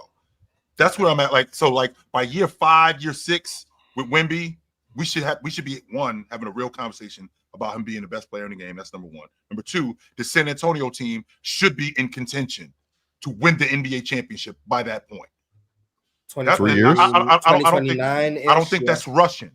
I think 2029 this year. I would expect them to probably be contenders by then. I don't think that's rushing, Swiper. I think that's it's along the timeline. I just don't want to. What I don't want to do is I don't want to waste any time with him. There's a difference between rushing and wasting time. I don't want to waste any time with women. That's where I'm at. Yeah, but I don't think they are. Yeah, I don't think they are. I think they're doing what they need to. I want to get back to these super chats, y'all, because we got a lot of them. Also, too, I'm running a poll right now and asking you guys, what should the Spurs do? Keep Fox as their long-term point guard, trade Fox and start Harper, keep both and just build, or trade Harper and or Stephon Castle. So you guys go vote. Wait, what was the question? What should the Spurs do? You said trade Harper and what? Trade Harper or Stephon Castle. Yeah.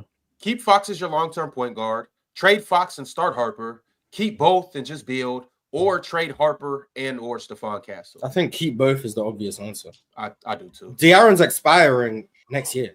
Like, if they don't want to extend him, they could just let him go. It doesn't matter. Yeah, you didn't get him for money. Yeah, like you gave up nothing to get him, so you could literally just let him walk. Give him a year to mentor and help you win next year while also mentoring Dylan Harper and Stephon Castle. And if you don't want to bring him back, because I know De'Aaron Fox is going to command a lot of money. If you don't want to pay that money, by the way, I don't want to pay that money. Then you don't have to. You just let him go. Like there's no downside to the Spurs having De'Aaron Fox next year. I do think that I think it's a downside to let him walk. For sure. You never let. No, you don't let him just walk out the front. You could trade someone. You could trade him at a. He'll probably be gone. That's what I would do. Yeah. Like he's an expired because I think he's going to be eligible for that non-supermax. So I mean, that's Jamal got 452, so which is 208. So he's going to be around somewhere like that. So like I'm not paying De'Aaron Fox that type of money. It just, I mean, you got it. You got a year and a half to really see. What kind of money we talking about? I'm sorry, I missed that, Mark. So Jamal got 208, so that's 52. With Foxy.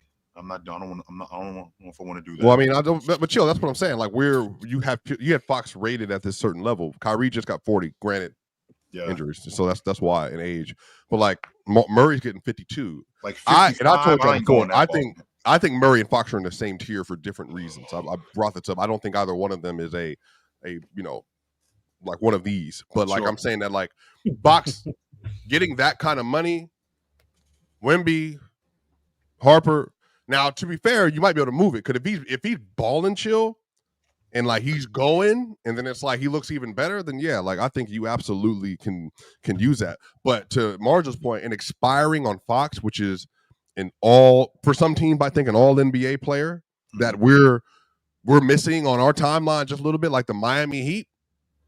Look, you can get some real nice bread back from Miami. Yeah, you can. Miami be a good pick, but Swiper, I thought you stayed away from narcotics and spirits and alcohol. I just think we got to be honest about what Fox is. I'm not even trying to be disrespectful. I just don't think. I'm saying you're talking about him and Jamal Murray in the same tiers. I think Jamal's better at certain things and worse at certain things. I think that Jamal's a better shot maker. I think in some instances he's a better passer than him as well. I think he's shown he's a better passer. But I think Jamal is also defensively not the same, and I think he's not able to be the same floor engine without. Like a number one on the court with him. So I think it's a mix of different things. But also Fox needs a bonus too.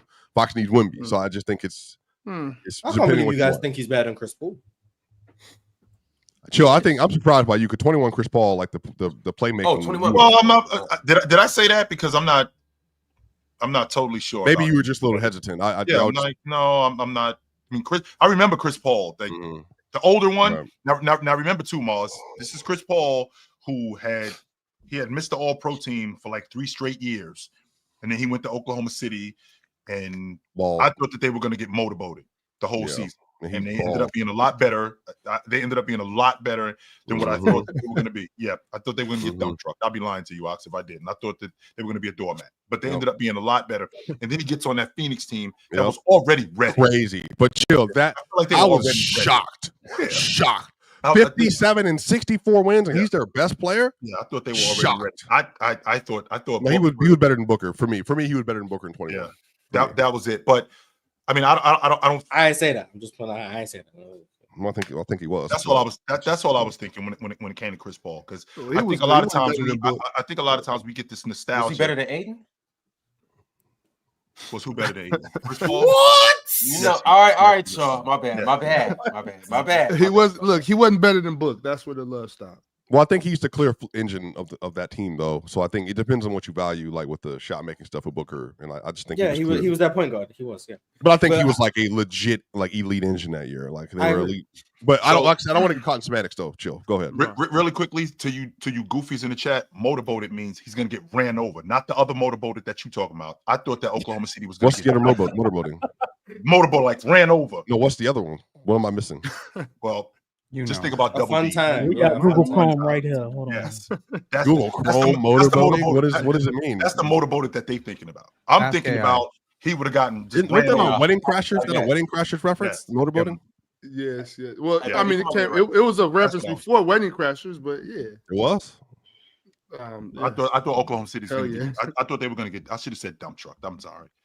Dump truck. I never heard that term. Chill. Yeah, and I never heard that term used in that way. Yeah, dump truck got another term too. Yeah, I know what that one. Shout out to Kyle Lowry, man. Me and this dude is boxing when I see him box. I swear to God, I'm swinging on this dude when I see him. I didn't tell you to use those terms. You came up here and As soon as I see you, Ron, don't ask no questions. Just be prepared to get it on when I see you. That's all I gotta say.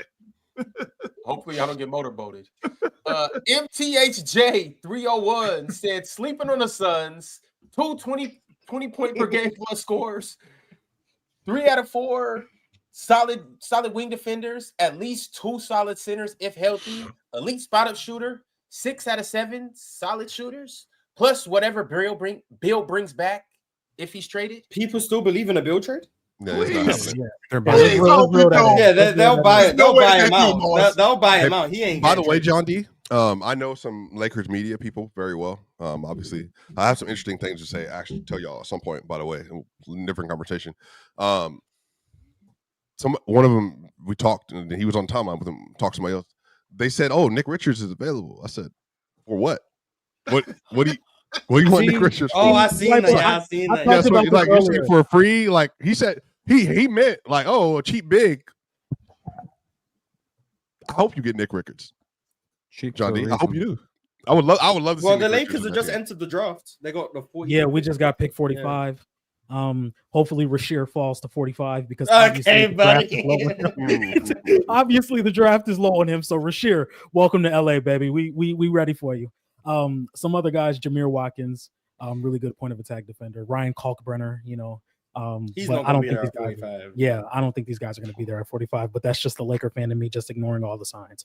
Hey, wait, John D. and actually and Penn, if I provided some sponsorship next year, found some sponsorship for you all, would you all make a collab draft book, like an actual, like how the Ringer does their top 100? Would you make me and Penn have done multiple draft videos? I think no. I mean, like I know what you're talking about. You're talking about what No Ceilings did with the draft guide, the Ringer draft guide. Yeah, like a guide. Yeah, exactly. I would love to see y'all do that. I think that would be phenomenal.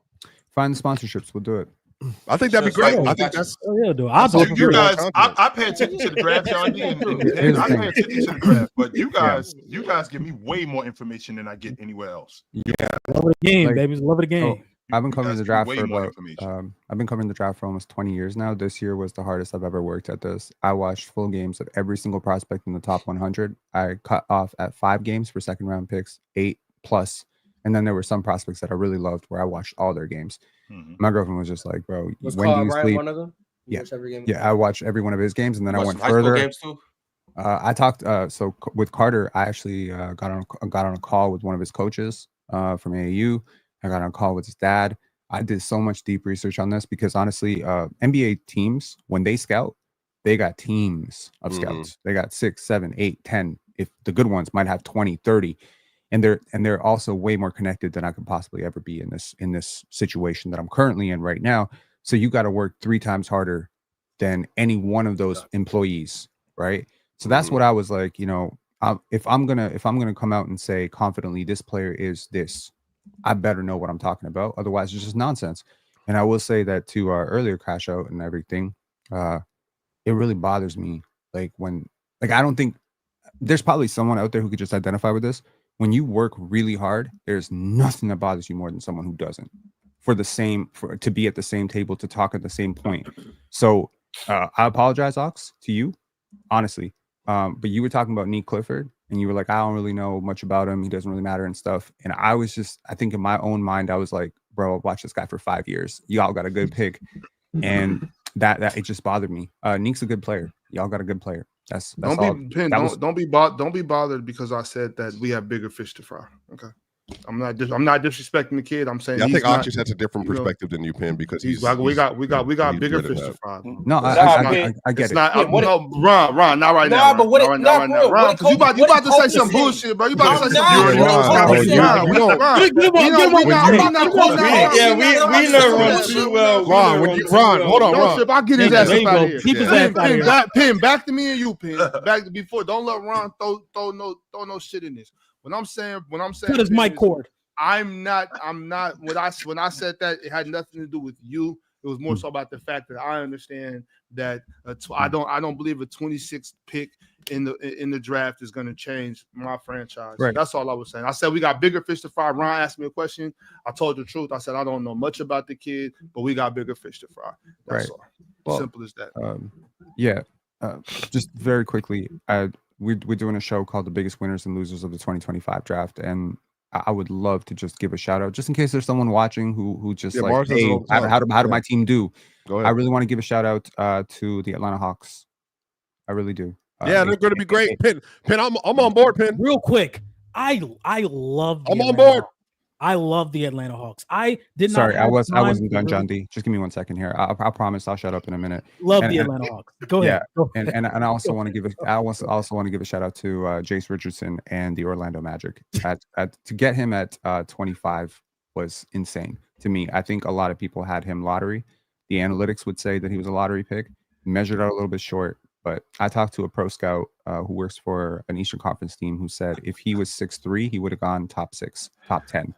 He's amazing. So his pops had some good years in Orlando. Yeah, his brother is a better prospect, but Jace knows how to hoop, and they address shooting. He's 20. He's 19, 20. Grow. I mean, his dad's 6'6". Not likely. So he was listed at 6'3", but he ends up being 6'1" in shoes, right? But he's got good length, and in back-to-back moves, Desmond Bane plus Jace Richardson, they address impact metrics favor these two guys a lot. So I think in previous years, Jeff Weltman and them, they've been going for length, versatility, defensive versatility, size, positional size, kind of like what the Nets did, right? But I think this year the Magic were like, okay, we got Paolo, we got Franz, we got our guys. Let's put some actual players who can play off of them in a diverse role. Jace is a good player. I think within a couple of years, he's going to fit really well. He just really knows how to play basketball. I'm done. Go ahead. I really like the Atlanta Hawks move. I didn't really think about it when it first happened, but over the past couple of days, I've had some time to think about it. When you have a center in KP who is such a mismatch when healthy, he's going to require the big to come out in space because you're not going to put a forward on him. He can shoot right over them. And then you have a guy like seriously, get him out. He got to go. Get that dude out of here. Get him out. He got to go. All right, I got you, chill. Who? Get him out of here. You gotta go. We know who. Get him out of here. We got a problem. We got a problem with all three. Get him out of here. He still gonna win an awards. Get him out of here. As you were saying, I think the Atlanta Hawks could be really good when you have a guy like Jalen Johnson who can finish around the rim at the level he does, catch lobs at the way he does, especially now that there's not going to be a big in the paint as much with KP on the floor. They can run like decoy actions where they set pin downs to Jalen Johnson cutting to the rim, and then the decoy action is like the pick and pop between KP and Trae Young. I love it. Like, real quick, I was doing actual plays with the expo marker, trying to figure out like how. Look at you biting my moves. Nah, John D. Oh my God! Here we go. I haven't even shown it, but Swiper, I did that first. Swiper. My bad, bro. I was on the show. Actually, real ones know I did it first on Open Gym, but you know. What's on my panel? That's not your John D. What do y'all pick in the second round? We picked 45. So y'all next to the who's we? Chicago? We talking about Chicago or the Lakers? He's still on that. Diesel. I wanted to know that. I'm happy you brought that up, Swipe, because I wanted to ask you that a minute ago, Diesel, because you said something about you told somebody, "Welcome to LA. Hope you fall in this one," right? Do your people know, Diesel? Like, do your people know I'm a Lakers fan. How hard you rock with the Lakers? Like, yeah, is your wife a Lakers fan? I've caught shit for it my entire life. As a guy that is a Kobe fan from Chicago, LeBron is the GOAT guy from Chicago. I've caught shit my entire life. I've caught shit my entire life. Well, just change your GOAT. Yeah, just change your GOAT. Hell no. Wait, is your wife also a Lakers fan? That's what I need to know. Is your wife also a Lakers fan? Sadly, she is not. My wife is not allowed to any Celtics games because she has a huge crush on Jason Tatum. That's fine. Yeah. She's not getting them. She's a Celtics fan. She could definitely get Jason Tatum. My wife is fine. My wife is fine. Stand on it. Stand on it. Stand on business. That's facts. That's facts. But that's facts. Hey, she got IG. Matter of fact, Johnny, make the IG private. Make the IG private right now. Just go to the IG. Don't worry about it. Yeah. But that's enough talking. My wife, she stays. Yes. Let's enough of that. Enough of that. But yeah, she's a big Celtics fan because she really likes Kevin Garnett as a player. Kevin Garnett is like one of her favorite players. So she Diesel, I know I like you, Diesel. That's what I'm talking about. Every time you talk, Diesel, I like you more and more. Yeah, she grew up a Celtics fan. She's still a Celtics fan. She hates. Did she flash the title in your face when they won? Yeah, but she's only watched like 3 games, so it's like she's not like. Oh. She's like, oh yeah, I'm a Celtics fan and I'm a Chiefs fan, but now I'm about to start being a Thunder fan. That's the type. That sounds smart to me. All right, y'all. Yeah, I got some super chats I'm gonna go ahead and get back to. Yes, sir. Through these super chats, by way of them, we'll be able to talk about more things in the draft. There's some teams, there's some prospects, and there's some situations that we have yet to talk about. But we have a lot of super chats, so we'll be able to get there and get to everything. As well as, you guys can still chime in and we could talk more. It's a lot that we haven't covered just yet, and we have a lot to uncover. But also, before we do anything, you guys already know. Like the video, subscribe to the panel and Player's Choice, turn on your notification bells because we will continue to do a lot of amazing things throughout the summer. We have more things on the way, I promise you. We have a lot more in store, not just the Chat Awards, not just the press box, not just Chill with Chill, not just a WNBA. I wasn't supposed to say that, but maybe a WNBA show. Maybe we have other things that are coming on the way this summer. I'm telling you guys, just be patient. We got everything that you're asking for. When you watch hosts like videos on like how to get better, do you watch Steve Harvey videos? I'm getting feel like there's a trend here. You watch Steve Harvey, don't you? That's things you're supposed to say, interrupt. Okay, I got you. Saying Austin the wrong Reed name. declined his max. I don't know if we want to talk about that. His max? Yeah, he declined. What was his max? 4-year extension. I think it was supposed to be like. Let me look at the notification. It's a 90 million. So his max. Million. Excuse me, Pen. I wasn't done talking. Pen. Just real fast. You gonna be petty now? You too? Just real fast. I mean, you just did the same thing. You the one who started this, Ron. This is you. This is your fault, Ron. Yeah, Ron. It's because of you, Ron. You, Ron. Excuse me, guys. I was talking. As you were saying, my bad. I think this could mean a lot if we just have a little bit more salary cap, but yeah, that's it. How much was supposed to accept? But you robbed Austin Reeves the first time. If I was him, I'm doing the same thing. They actively suppressed Austin Reeves' market by saying they would match whatever and literally made it impossible for Reeves to get. Remember, he could have got more. He got 12, Pin. He had to do 4 years at 12 because they suppressed the market. If I'm him, I'm waiting until 2026 too. You finna pay me 40 mil. Yeah, but swipe it. Now I'm with that. I'm not mad at that thought process, right? But sometimes when it comes to that, it's just like, how much am I being offered? I'm all for betting on yourself, but sometimes you got to take what's in front of you because as an athlete, it's a volatile profession. It's a volatile profession, and if this dude and God forbid, if he were to have some type of serious injury thing going on, y'all gonna be up here talking about, well, he brought this much value to the team, y'all should still pay him. It's like there's a give and take. You know what I'm saying? So when a young fella it gets a lot of money put in front of him, sometimes I just wish that guys would take take the money, and and I'm all for betting on yourself. Don't get me wrong, but I do understand that being an athlete is a volatile profession, bro. But he would lose over $130 million by taking that. You can't lose what was never in your pocket, Swiper. If it ain't never touched my bank account, I can't lose it. But you also can't get it either. That's you not can't get what you think you should be worth at all. Good one. No, it was.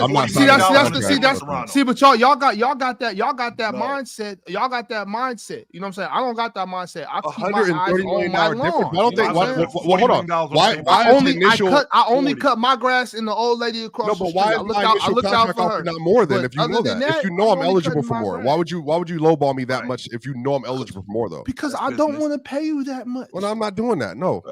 That's stupid. Don't do that. I'll just average 25 and 5 with Bron and Luka next to me. I respect that. I know what I'm saying though. At no point did I say Austin Reeves doesn't deserve a certain amount of money. I never said that he shouldn't get more. I never said that. I just wanted to just come from that standpoint. It's a risky game. I just wanted to say that and get up out of there. I don't, it's no big deal. I just say that. I feel you. 130 million. And I understand why you might not care about this as much as me and Austin Reeves, but we care about making this max contract. Well, why would you care? It's his money. I highly doubt he's getting a max. Marshall don't even got to be. What you think? He think he's gonna be all NBA? At some point? No, 240. He can get. I wouldn't be surprised if he start looking at him. So he should. If I'm any guards in the NBA, I'm looking right at that Jalen Green contract. I'm saying shit. But Marshall, 33 million. Jalen Green was a top 3 pick. Austin Reeves went undrafted. Christian Brown is up for 30 this year, and you're telling me if I'm Austin your Reeves, team offers him 30, then no, hold on. Y'all need to learn how to watch to pay attention. Hold on, just real quick. He's up for 25 to 30. It's a percentage of the salary cap. That's what it's not about the number. Percentage of the salary cap. I got you. If I'm Austin Reeves, you for damn sure after hoeing me last time are not finna give me what is that? A $10 million upgrade 3 years later when the market is booming. And and the offer pin, it can be up to 42. I'm not even asking for 42.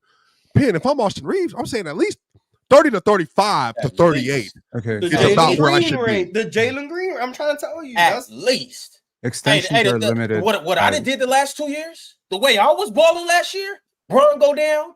Well, I'm looking like a competent second option. Luka Doncic come in. I'm looking like a competent second option. Come on, y'all. Are we sitting here like Jalen Green didn't almost lead the Rockets in scoring? And don't nobody care about that inefficient shooter. Austin Reeves is a better player. He was better last year. Austin Reeves was better last year. He was better. Austin Reeves was better. It doesn't matter. It doesn't matter. Austin Reeves was better. I love Austin Reeves. He's a hell of a basketball player, but $40 million ain't happening. Hell no! I would have offered. He's better than Jalen Green, though. Yeah, I don't care who he's better. I also, I'm 40 million. I'm talking to Chill. Chill, talk about the scoring numbers. He's a better scorer. He's better at what Jalen Green does than Jalen Green. If I'm Austin Reeves, I'm not taking 20, and if I'm the Lakers, I'm not offering 40. Like I agree with both sides. We have to meet somewhere. I'm just saying, if I'm Austin Reeves' camp, I'm looking at that Jalen Green contract. Like, goddamn. Yeah, just like that. One more time. So take your ass to Houston. It's not that the Lakers don't want to pay him. We'll see about it. Go ahead, Pin. It's not that the Lakers don't want to pay him. They're limited by the small amount of money that he's making on the extension because there's a rule in the CBA that you cannot extend by more than a certain multiple of what the player's previous salary was, which is exactly the problem the Raptors found themselves in with OG Anunoby because they couldn't extend him to 38, 39. They had to wait for him to hit free agency. Now, Austin Reeves is 26 going on 27. Am I right about that? Yeah, he is. Now. He's 27 now. So to date, he has made very little money. He came out, he started his career late, 23 years old. He made less than $1 million in his first year. Provided good value on that. Next year, 1.5 million. Next year, 12 million. Next year, 12 million. Now, that's 27 million. And he is going to hit his next contract when he's 28. So it's a very good chance that's his last big contract. Yeah, it's possible. There's the league's going younger. You up there shaking your head at 12 mil to a guy who had to fight for it.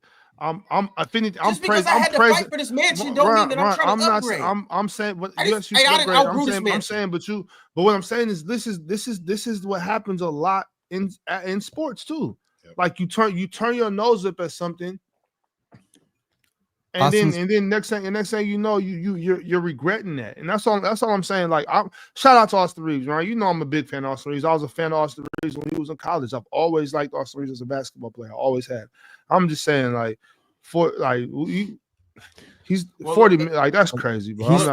If I'm turning my nose up to 12 million, whether I get hurt or not, that 12 million gonna be available for me. I want Austin Reeves to get as much as he can. Shout out to Austin Reeves, bro. Shout out to Austin Reeves. Doing the same. He's a hell of a basketball player. He's following the Fred VanVleet blueprint, and it's a smart blueprint. Now, well, I mean, look, the Raptors tried to extend Fred VanVleet at 30 million. Yep. He said, "I'm worth more," and they said, "Good luck." And then he found it. He found $42 million from the Houston Rockets, and now he's found a $50 million extension on 2 years. He made way more money by betting on himself.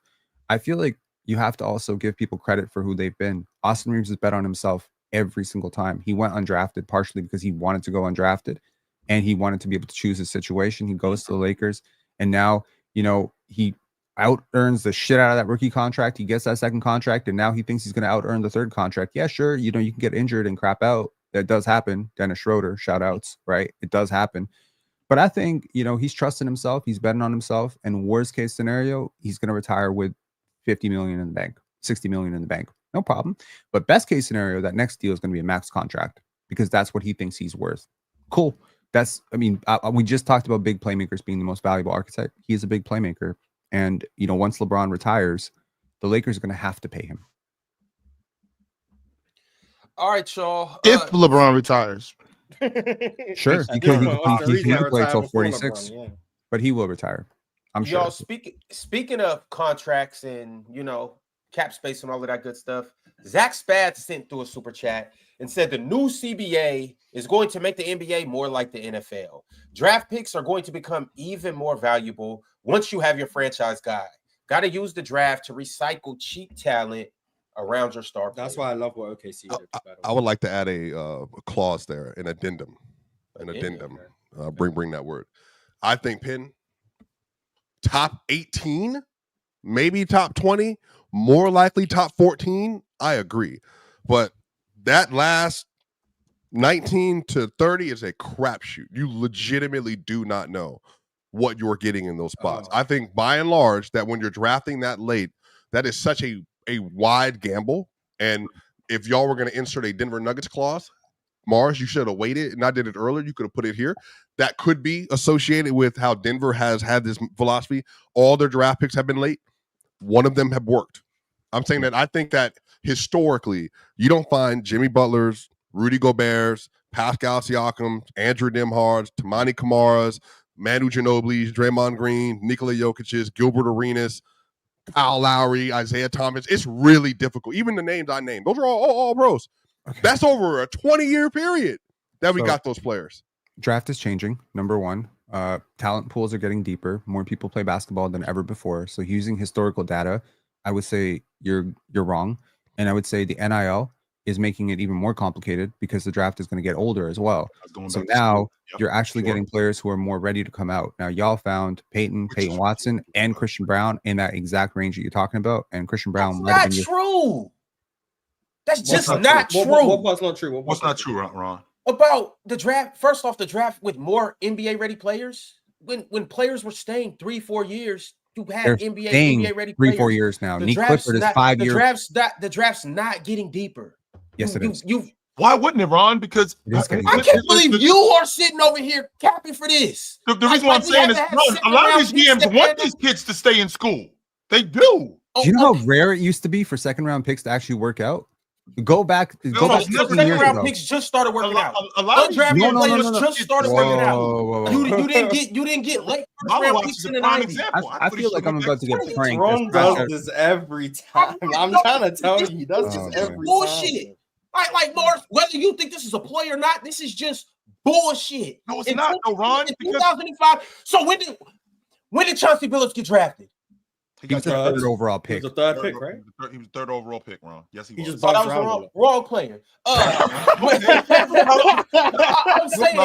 saying I can go to the 2005 NBA draft and find somebody that was a second round pick. Bro, I'm telling you, on average, okay, average value of second round picks is going to get better and better as more people play basketball across the world. the league desperately needs an expansion, because what y'all need really, you're just having a lot more. You're having deeper teams. Can you be real about that? You have 10th man and 11th man and 12th men who are actual contributors on teams like OKC and Memphis, and that just was not the case. That was very rare. In '87, the Celtics had a super deep team. They were 8 to 9 deep. They weren't 12 deep. Okay, and that was the deepest team I think we'd seen up until that point. So no, the league is getting deeper, and depth is winning. We just saw 2 of the deeper teams in the league square off in the finals. Okay. And we saw a team with the best player in the world that didn't have a lot of depth in the Denver Nuggets get beat by one of those teams. So yes, depth is back, and depth is important. And NIL is forcing players to go back. There are so many players in this year's draft that would have gone top 45 that went back to school. You know why? Because their school offered them $5 million, and the NBA can't compete with that with the 31st overall pick salary. So those kids are going to come out next year with one more year. It's not one and done anymore, like it was in the 2000s. Listen to what I'm saying. Take a player like Yaxel Landenberg, right? Totally isolated, or Neoklas Abdalis, or any one of these players who went back. Think about the development track path of these players. If they come out into the NBA draft, what are they? They are the 13th guy, 12th guy, 11th guy. They're in G League, whatever. But if they go back to school, they're the guy. They're the man. They're getting on-ball reps. That's good for them.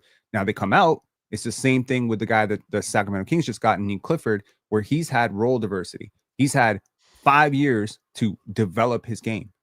We're actually going back to the way prospects used to be. I'll remind you in 2000. No. NBA players used to come out into the NBA draft way more ready. Kirk Heinrich, Nick Collison, 2003. Yo, today, Kirk Heinrich, Nick Collison, oh, they're too old. I can't believe it. We're taking a 4-year senior in lottery. No, this used to be common. Kenyon Martin was 22 when he went first overall, which is crazy, right? When's the last time a 22-year-old went first overall? Think about it. Tim Duncan, Kenyon Martin. We don't take seniors first overall anymore. I'm telling you, I'm not saying seniors are going to start going first overall, but we're coming back to more seniors in the draft, better players, but not seniors who didn't have an NBA prospect and then chose to come out. No, we're talking about seniors who could have gone in the previous 2 drafts, just like Tim Duncan, that are going to come out later. So you're going to pay them less money to be better players. Yes, what that super chat said, that these picks are going to become more valuable, is 100% true. Yes, Ron, because I'm staying in school. I can develop, and I can be more of a pro in terms of my development and in terms of my personality. Kind of like Malo Ach. I think he should have stayed in school another year. I think he would have been. I definitely think that he could have been ready. But Ron, you talking about the 2005 draft? I mean, I think that's different because that was during the high school phase, and these guys were coming right out of high school, like guys like Andre Blatch and Monte Ellis and dudes like that didn't play a lot of that were coming in at 19 years old. And on top of that, in 2005, the league was definitely more grown up than it is today. There was definitely more players in the league at that point that were adults more than they are today. And to Penn's point, if I got guys in the league today, if I can get a 22, 23-year-old and I can develop him, even if it's the second contract like you're talking about, if he gets to 28 to that second contract, I can still get some really good years out of him. Really good years out of him. So why do you think, Ron, that these number 1, these number 2 seeds in the NCAA tournament get bounced by like South Dakota State? Because they got grown-ups over there. That's why. Them juniors and seniors ain't looking at them freshmen at Michigan like, yo, we're going to lose to them. They're going to kick them boys' ass.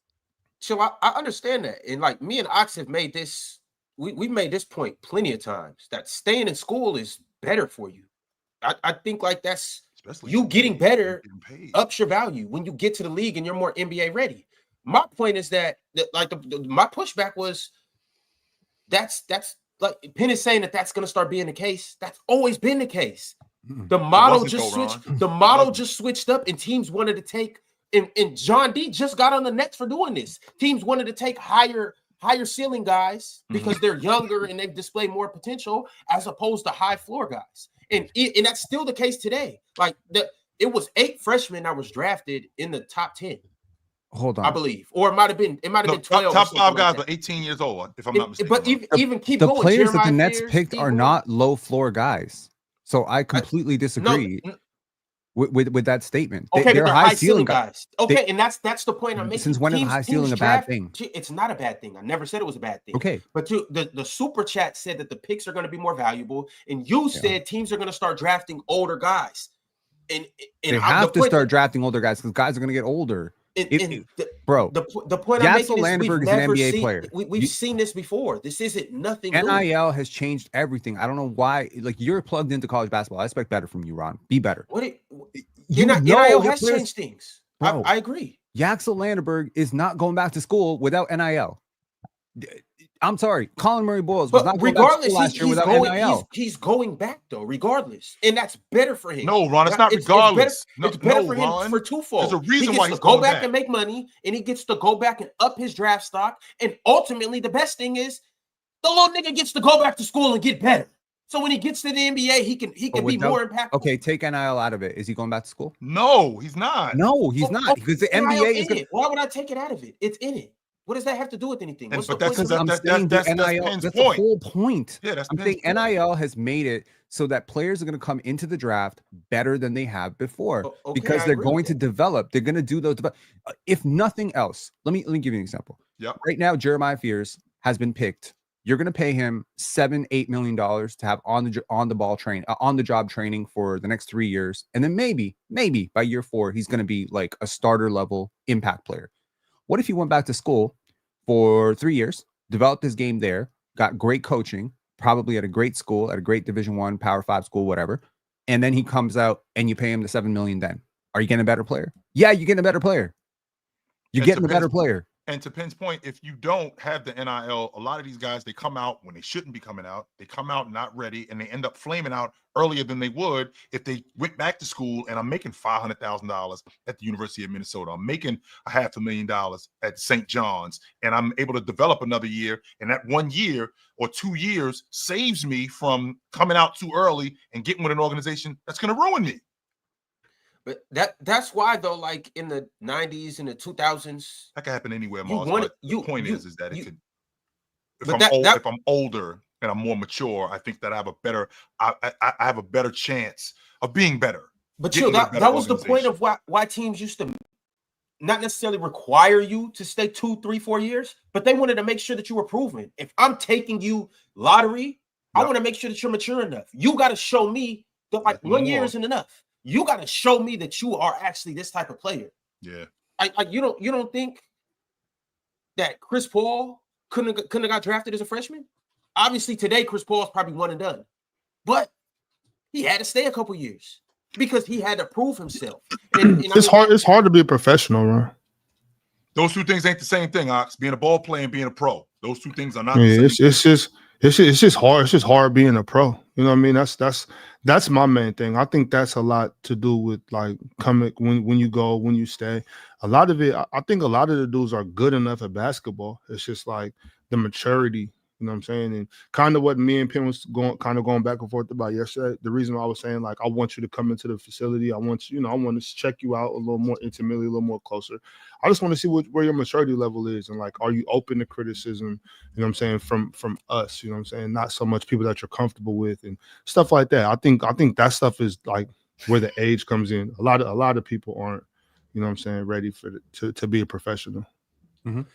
All right, y'all. Mind Goblin sent through a $50 super chat, and he said, "Change the goddamn topic." I don't understand why this stuff isn't. Why is this stuff not important? I don't understand why talking about players developing and turning into players, organizations drafting guys too early. Not only organizations, they want Yap.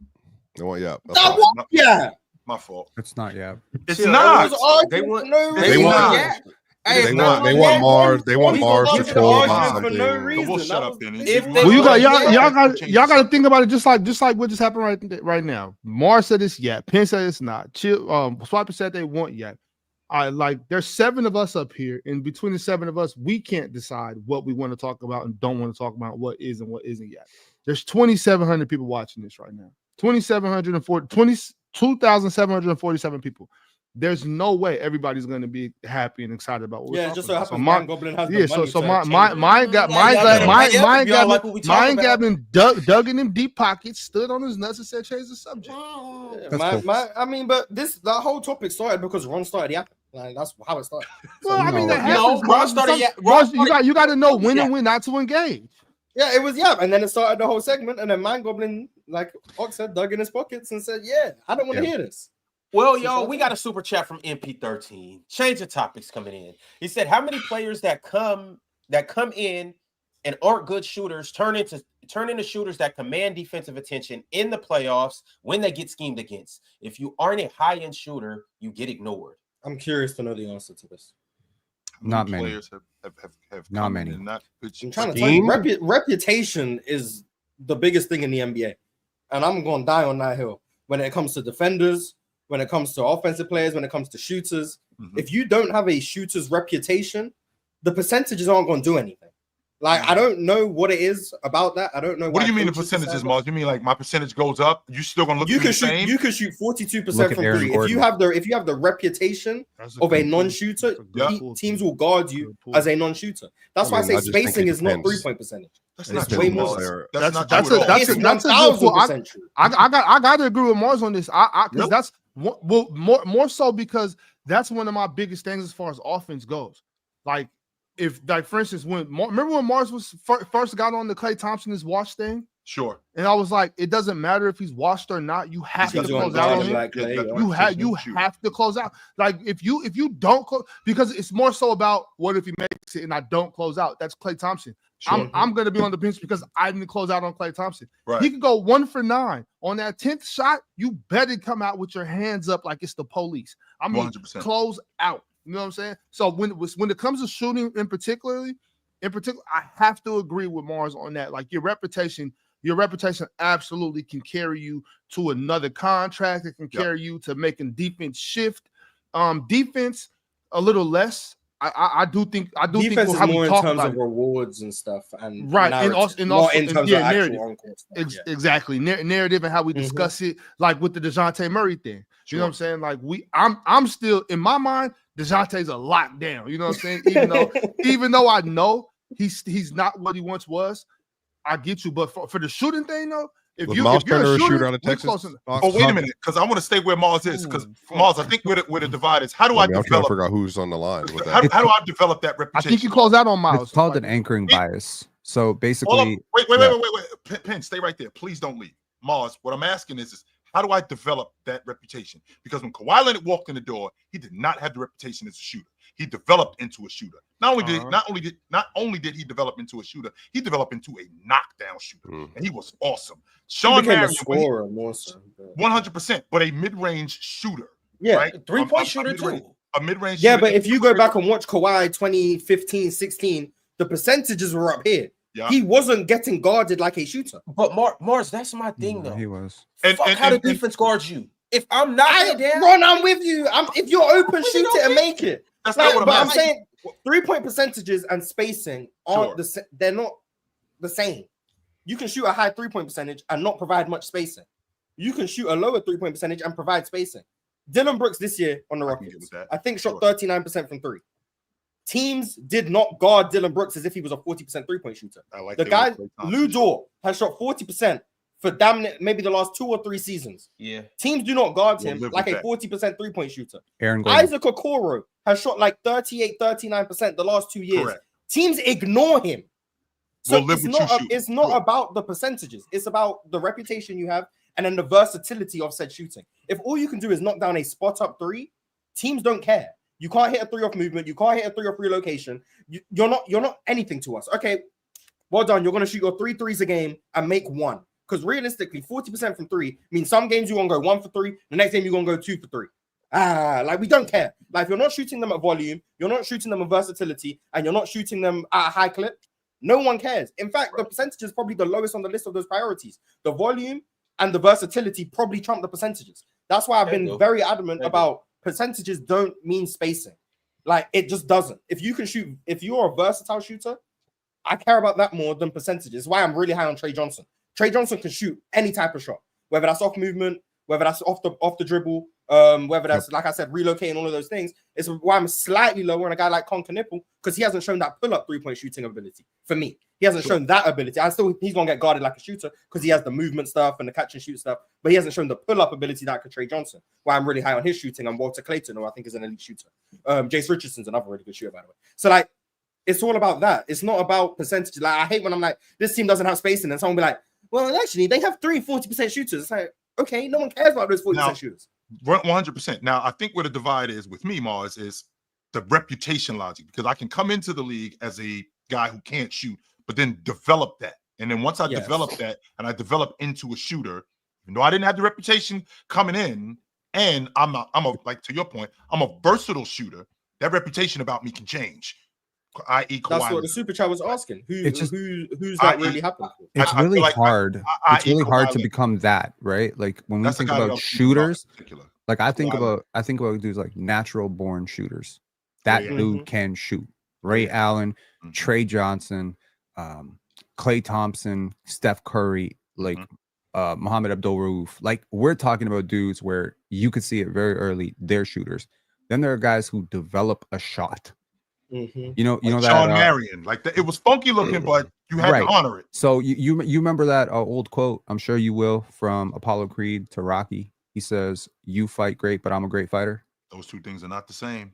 They're not the same, and that's exactly it. You shoot great, but I'm a shooter. Steph Curry, love open, those movies, man. heart attack.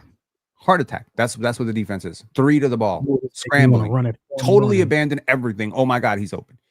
Even I look at a guy like Tyrese Maxey, Emmanuel Quickley, right? It doesn't matter to me that Emmanuel Quickley shoots 34% and RJ Barrett shoots 35%. It doesn't matter to me that Aaron Gordon shoots 40% and Jamal Murray shoots 37%. I'm guarding Jamal Murray. I'm not guarding Aaron Gordon. I think Mars is really cooking with the shot diversity, because a lot of people, they'd be like, oh, this guy shot 28% from 3. Jeremiah Fears is a good example. Jeremiah Fears has shooting upside. I like Jeremiah Fears. He gets it in a million different ways. He can develop into a guy that you have to respect as a shooter. But if all you can do is Lou Dort shit, you're not stressing my defense. Is Devin Booker the inverse of that? Somebody who has a great reputation but is not an elite shooter? Well, maybe he's not elite from 3. Is there an aesthetic? This year, that I think there might be something that plays into that. This year he's gonna shoot great from 3. I think Devin Booker is an elite. He's like a 36%. Did he 36 from his career or 34? I think he's got a respectable. It's probably in that range, 34 to 36. I'd be interested to know his catch and shoot and wide open numbers. But wide open numbers probably is why he gets guarded the way he does. Yeah. But like Josh Giddey shot like 38% from 3 this year. I promise you, I don't care. Like, it doesn't mean anything to me. I mean, it depends. If he started getting up 6 a game and he do it for 3 years straight, I mean, it's tough. That's tough.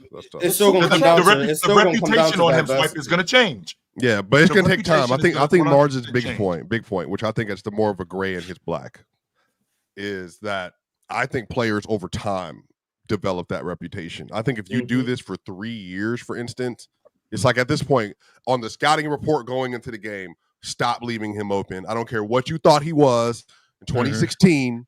We're in 2025. This is who he is type rip. I think there are certain players that move into that stratosphere as time goes on, which is why I asked about Miles Turner and I said the way he's guarded. I think especially in this new Pacers offense, he's there. Evan Mobley, you love Evan Mobley, Chill. If Evan Mobley putting up 5 Miles Turner had shooting indicators though at Texas. Yeah, like he wasn't. I don't know what his 3-point numbers were, but like he had a good free throw percentage. He had touch. Like there was indicators, so you could project the development. Like Cat didn't shoot any threes in college. Cat could shoot. Like you look at high school stuff, like he could shoot. So like it still comes down to that as well, like the indicators and the stuff like that.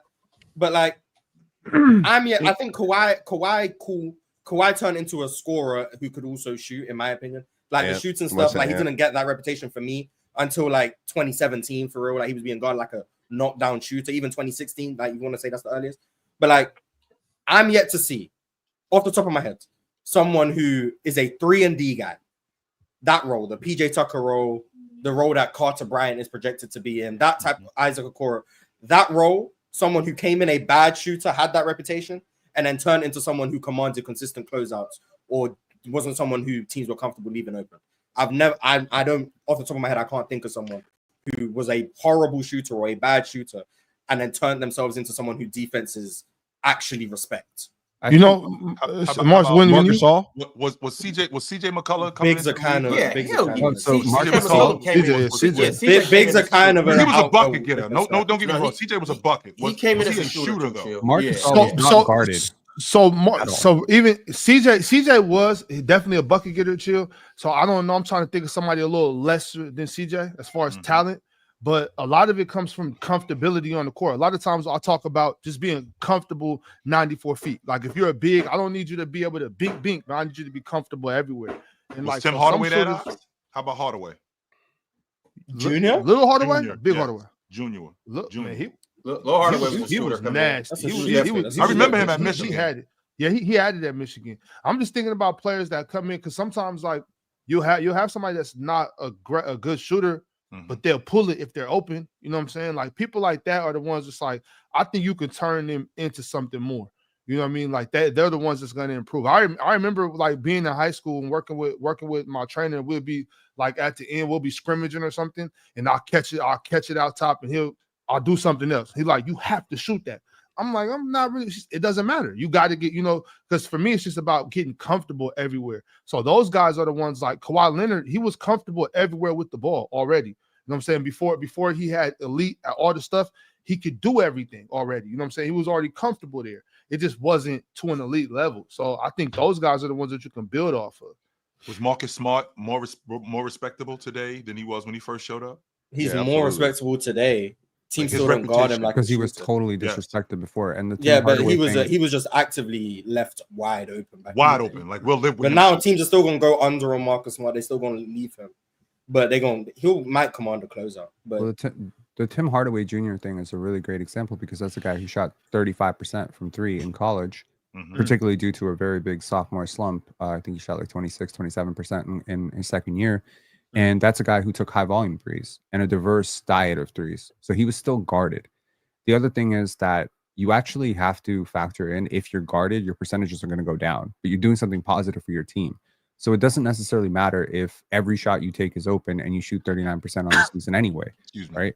It doesn't matter because there's a reason you're open, because I'm willing to live with that. And I'm just thinking about like a split-second decision where Tyrese Halliburton gets open and Aaron Nesmith is the man that you would have to abandon to close out to him. I'm staying home on Aaron Nesmith. I trust Nesmith more as a shooter because he's a shooter, right? So that's sort of the thing, is like you got to take high volume. Now, a question I have for you, Mars, is what if you're a really good scorer who's just an average shooter? Do you get more respected as a shooter versus a really good shooter who's an average scorer? Yes, I'm going to use a name that is controversial in this panel. Jalen Green. Jalen Green gets guarded like the biggest threat on the Houston Rockets. From three, as a scorer, downhill, anything. Dylan Brooks shot the best percentage. Jabari Smith is by most accounts a better shooter. Jalen Green was the only perimeter guy who really got guarded. I'm Fred, but that's because Fred can't do anything inside the arc. So kind of different. But Jalen Green got guarded like the biggest deep threat on the Rockets. And I think that comes down to shot diversity, shot profile. And I think another guy who I think this kind of applies to, Keontae George. When you have the ability to see one go in, and that can lead to an avalanche, teams tend to guard you like you're already hot.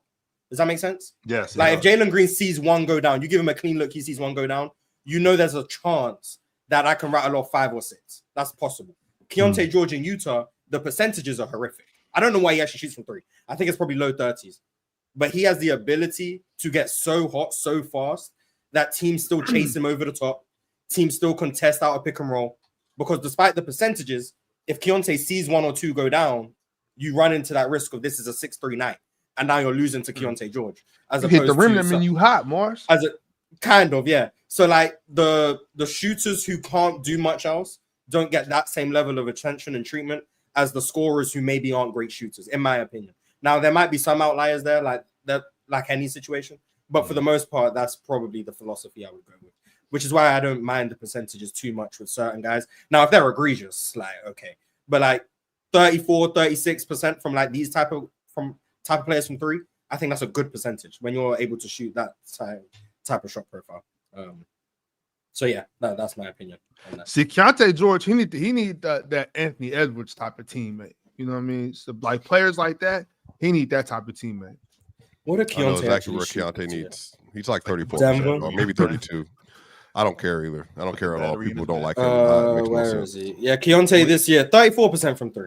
Yeah. 39% from the field. That's good enough for me. That's plenty good enough for me. I think he can be a baller, though. I don't know why people don't like him. I think scoring aggression It's is the shot vastly selection. underrated. I agree. The volume means way more to me. He's on like Utah, and they can't even put an adequate system around it consistently. Mars, that's what I'll be saying. That's mostly my point. Like for the playoffs, like I don't want to have too much efficiency talks. Like we can get into efficiency, but in some aspects, I just need you being aggressive. I need you getting to it. Like I just said, you hit the rim and that mean you hot. You know what I'm saying? We going for it tonight. Keep going. That's why I was back to Jalen Green. That's why Jalen Green annoyed me so much in the playoffs. Like the efficiency, like he's not efficient. We understand that. He couldn't get shots up. Houston need him to shoot. Whether they go in on whether he's shooting 7 for 21 or he goes 12 for 22.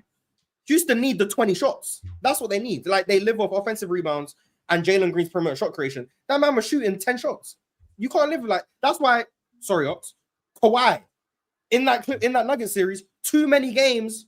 Ooh, yay, 9 for 15. Ooh. Oh, yay, 11 for 17. 28 shots. I need you to empty the clip. Like, I need you to shoot. Like, Shea was emptying the clip. Like, games were up and down. Some drastically inefficient games. Game 7, drastically inefficient. Empty the clip. Cade's emptying the clip, please. Can I push back on this? My team needs you to create. Empty the clip. Yes. I want to push back on that because I think the shot attempt is the final point. The scoring aggression does not necessarily need to result in a shot attempt. Playmaking stuff, creating. It's not even. It's just about. I think it's about force and gravity. I think you got to put force on the defense. If I'm Kawhi Leonard and I drive strong on a reckless closeout and I suck into defenders, even if the result is I pass to a guy who passes to a guy who passes, I've generated solid offense. If I stand around in the corner, I'm failing. If I settle for stupid jumpers and I satisfy your criteria of emptying the clip, I'm failing too. There is a very interesting balance you need to strike between aggression and efficiency. The best players do that. Jokic does that. Giannis does that. Shea does that.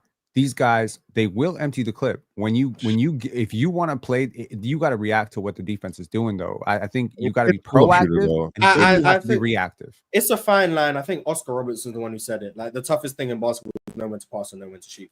I think Shea crossed that line a bit too much towards the shooting side at times. Like I had my gripes with Shea during this postseason. I think he probably went too far the other way sometimes. I want to say game 4.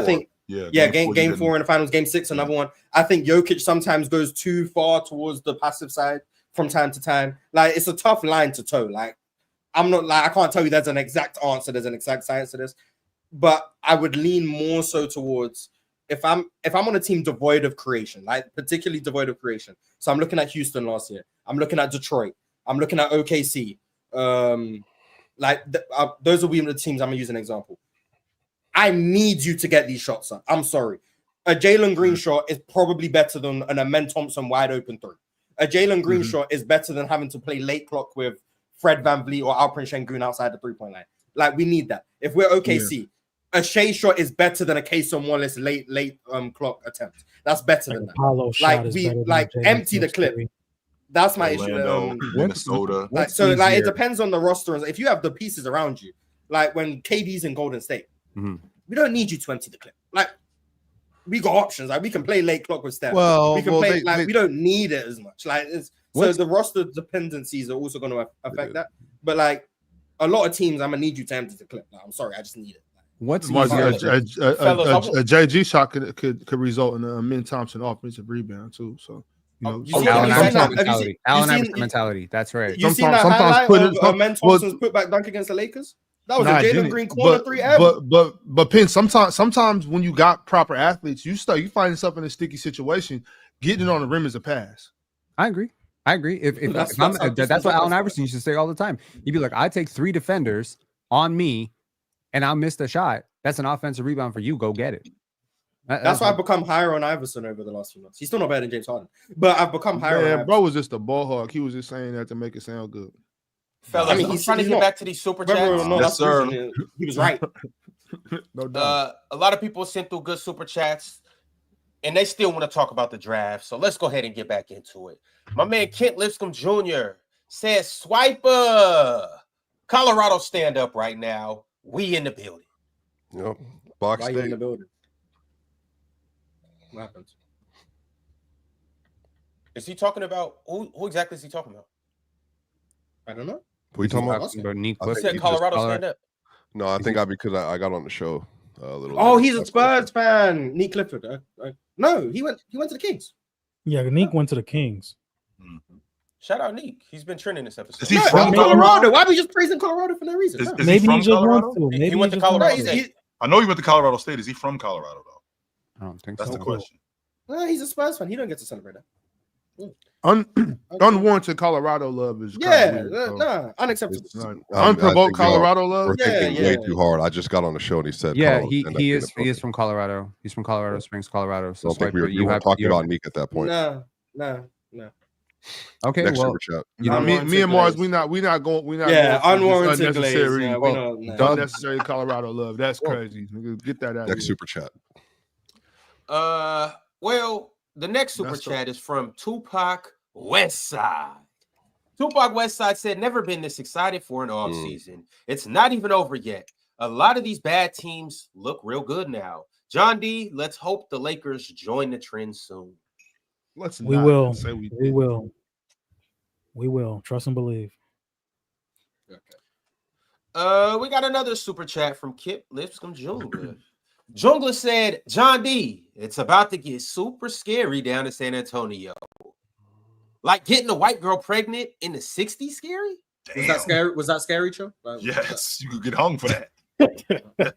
In the 60s? Yes, sir. Yes. Just so I don't know, Ben, I don't know if you noticed, but it wasn't 60s. Excitement. Up until 80s. Until 1973, interracial marriage was against the law. Where? You can go to jail In the United States of America. Yes, in the United States of America. 73? Until was on this planet. Interracial marriage was against the law. Like if in 1970 I married a white woman in the wrong state, I can go to jail for that. What was it? All in the wrong states or household, just you the can get your wrong ass kicked state? for that too. Like we talking about those states? We talking about all states? Because there's no way in hell this was illegal in New York. What do you mean, no way in hell? Yeah, 100%. The whole country? Hey, this is America. Yes. Yeah, I thought California was progressive. So interracial marriage in the United States. There's a difference between California and America. It was 1967. It was fully legalized in 1967. But I think, Penn, you got to get the context of the 50s. Remember, the Brown versus Board of Education was 54, and schools didn't start integrating schools until the 60s. Yeah, I know that. After that, and then even Alabama was 1970s when they did it. Legalized marriage was 67. Voting rights bill was 65. Civil rights bill was 64. So we didn't get legalized marriage, voting, and civil rights until the late 1960s. Okay. Well, I mean, I gotta say, interracial marriage has never been illegal in Canada. Yay! Yeah, that's Canada. So shout out Canada. Masinko said Spurs got a steal. As a Heat fan, I'm semi-satisfied. Pelicans are the weirdest team, and Orlando clearly has a type. Play college b-ball in the state of Michigan, and an NBA player as a father. Shout out to Jet Howard.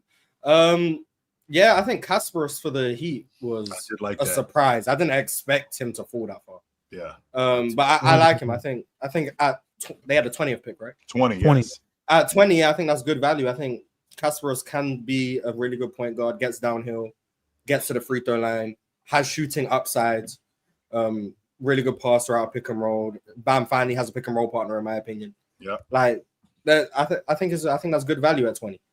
I preferred him to Yegor Demon. So you had him like you had him in the top 10. No. I had just Yegor way lower, but okay. I had Kasparas late lottery. There could have been a simpler solution to this, Mars. You could have just gave me the kid, and we could have just finished this. But instead, you want to play hard. This hypothetical kid you self-admitted you haven't watched. I might prefer Kasparas. You haven't even watched him, Chill. You don't even know if he's good or not. I've seen enough. I've seen some highlights. You don't. No, that was your. Hey man, the highlights come in. Yes, I've seen the highlights. Mars, the future. He said Bam finally has a trade. Has a pick and roll partner. Khalil Ware has a pick and roll. 3 years from now, if Bam and Tyler Hero are both in that roster 3 years from now, they have wasted Bam's time. My issue with Kasparas is the athleticism. Wasted. I feel like he over dribbles at times too. Like there's he's just been sitting there doing nothing. Turnover issues are real. So turnover issues and athleticism, they're the bigger concerns for me. They traded Jimmy Butler, and now they like, oh, we They're going to trade Andrew Wiggins to the Lakers apparently for Rui Hachimura and whatever. So it's going to be Rui, Tyler Hero, and Khalil Ware and Hugo with Bam Adebayo. Just at least they still have Haywood Haskell. Facts. That held up the KD about Duncan too. Duncan's still gonna be able to hit facts. Yo, I think Khalil Ware's a double guy. I mean, Hawkins too. Wait, 10 and 10. How are you gonna get 10 and 10? No, with Bam not on 10 and 10. No, I think he's gonna at the 5 spot. I think he's gonna be a better rebounder this year. Mm-hmm. And you said double guy, right? Right. We've seen double guys on good rebounders are double guys on teams. We saw Jordan. So Bam gonna be the new JJJ averaging 6 rebounds a game then? You think? No, I don't think so. I think he's anywhere between 8 and 11. Yeah, I think so. I think Khalil Ware is going to be our primary, I'm not a Miami Heat guy, but I think he's going to be their primary rebounder. Yes. And rim protector. All right, y'all. Raging Ninja Zero said, what do we think about OKC developing Thomas Sorber to replace Hartenstein so they can get off his expensive contract by the 2026? I would love to take this one. I've been talking about OKC drafting players to replace some players that may be out the door pretty soon. Now, I think Isaiah Hartenstein's being paid about $30 million. I think Thomas Sorber shows a lot of things that Isaiah Hartenstein brings to the team. Really good rim protection, solid playmaking, rebounding. He's a really polished rim protector, in my opinion, really polished drop coverage defender. And they can be patient with him. Like I said, I think that I said this 2 days ago, OKC has a wider range than some other teams because they can be patient with the guys they draft. And Thomas Sorber already, in my opinion, being a top 12 to 14 prospect in this draft and going to the defending champions to where he can sit for a while. Yeah, that's why I had him as one of my winners. 28.5 next season on the books, and then they got a team option at 28.5 again. They could decline that team option and get him back on a more friendly, longer term deal if they want. Which I'm not taking. I'm not taking less money, Mars. And the reason why I'm not taking less money because I'm getting older. And Fred VanVleet just took less money. Fred VanVleet did win. Yes, he did. Because I was thinking I already won. I'm thinking about KCP, and I'm like, I'm not in any legacy talks, so I'm trying to get paid, and I'm trying to get paid as much money as I possibly can at this point. Chill. And Hartenstein is not a spring get paid. Some cats still want to get paid and win too, though. And some people just want to have the long-term security. Yeah, that too. Like instead of the 1 year 28, maybe you turn that into a 2 year 30. You're still the same money, but now you got an extra year. Like it's just about how they want to do it. Lou Dort also has a team option after this season, which I didn't know. I heard it's 27, by the way. Yep. So in 2 years, I'm 29 years old. How many more years I got left? Probably 3. Yeah. Oh, he's a young 27 too. He's not 28 until next year's playoffs. Mm-hmm. Yep. So yeah, I mean, OKC's in like such a great position. Like, there's no other way to put it. They're in such a great position. They are. And they keep drafting well, bro. I bet most people thought he was 30. Or 28. He's been around for a while because I remember him on Houston. Like he's been around for a long time. That was like maybe 7 years ago, maybe. See, John, if you would have gave me Trey Murphy, I could have short this. I would have gave you my 15 and my 24. But I could have short this backup 5-man thing up next year because I could have got a better backup 5-man to supplement for Hartenstein. But instead, you want to play hardball too, and you want to just not just take the Rolls Royce that I offered you. You want to take the Benz and the Ferrari that I got too. You gotta be greedy, man. You gotta be greedy. Damn. Y'all be greedy. You and Mars, boy. I swear. Jay sent through a super chat and said, if you are the Warriors, would you take the best deal for Jonathan Kuminga right now or wait until December? I think the Bulls have the best offer in Kobe White. Why would I give up Kobe White for Jonathan Kuminga? Because you're trying to go all in on this athleticism. They already have them, though. I already have those guys.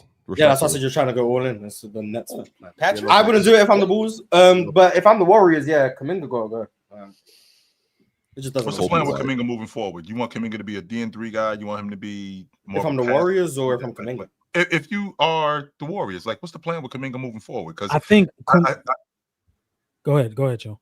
It just seems like it seems like they're at odds at what Kuminga thinks he should be doing and what the Warriors think he should be doing. And Kuminga to me feels like with Bennett and Mathurin in the aspect of he doesn't think he's the best player on the team, but I definitely think I'm better than a rotation guy or the 5th starter. I'm definitely better than that. And y'all should be running more offense through me. Y'all should get me more in the offense than you should. Steve Kerr looks at him like, you're more of a dirty word swing man. That's what I think Steve Kerr looks at him like. And I think that they're at odds at where both of those guys, like what he should be and what he shouldn't be.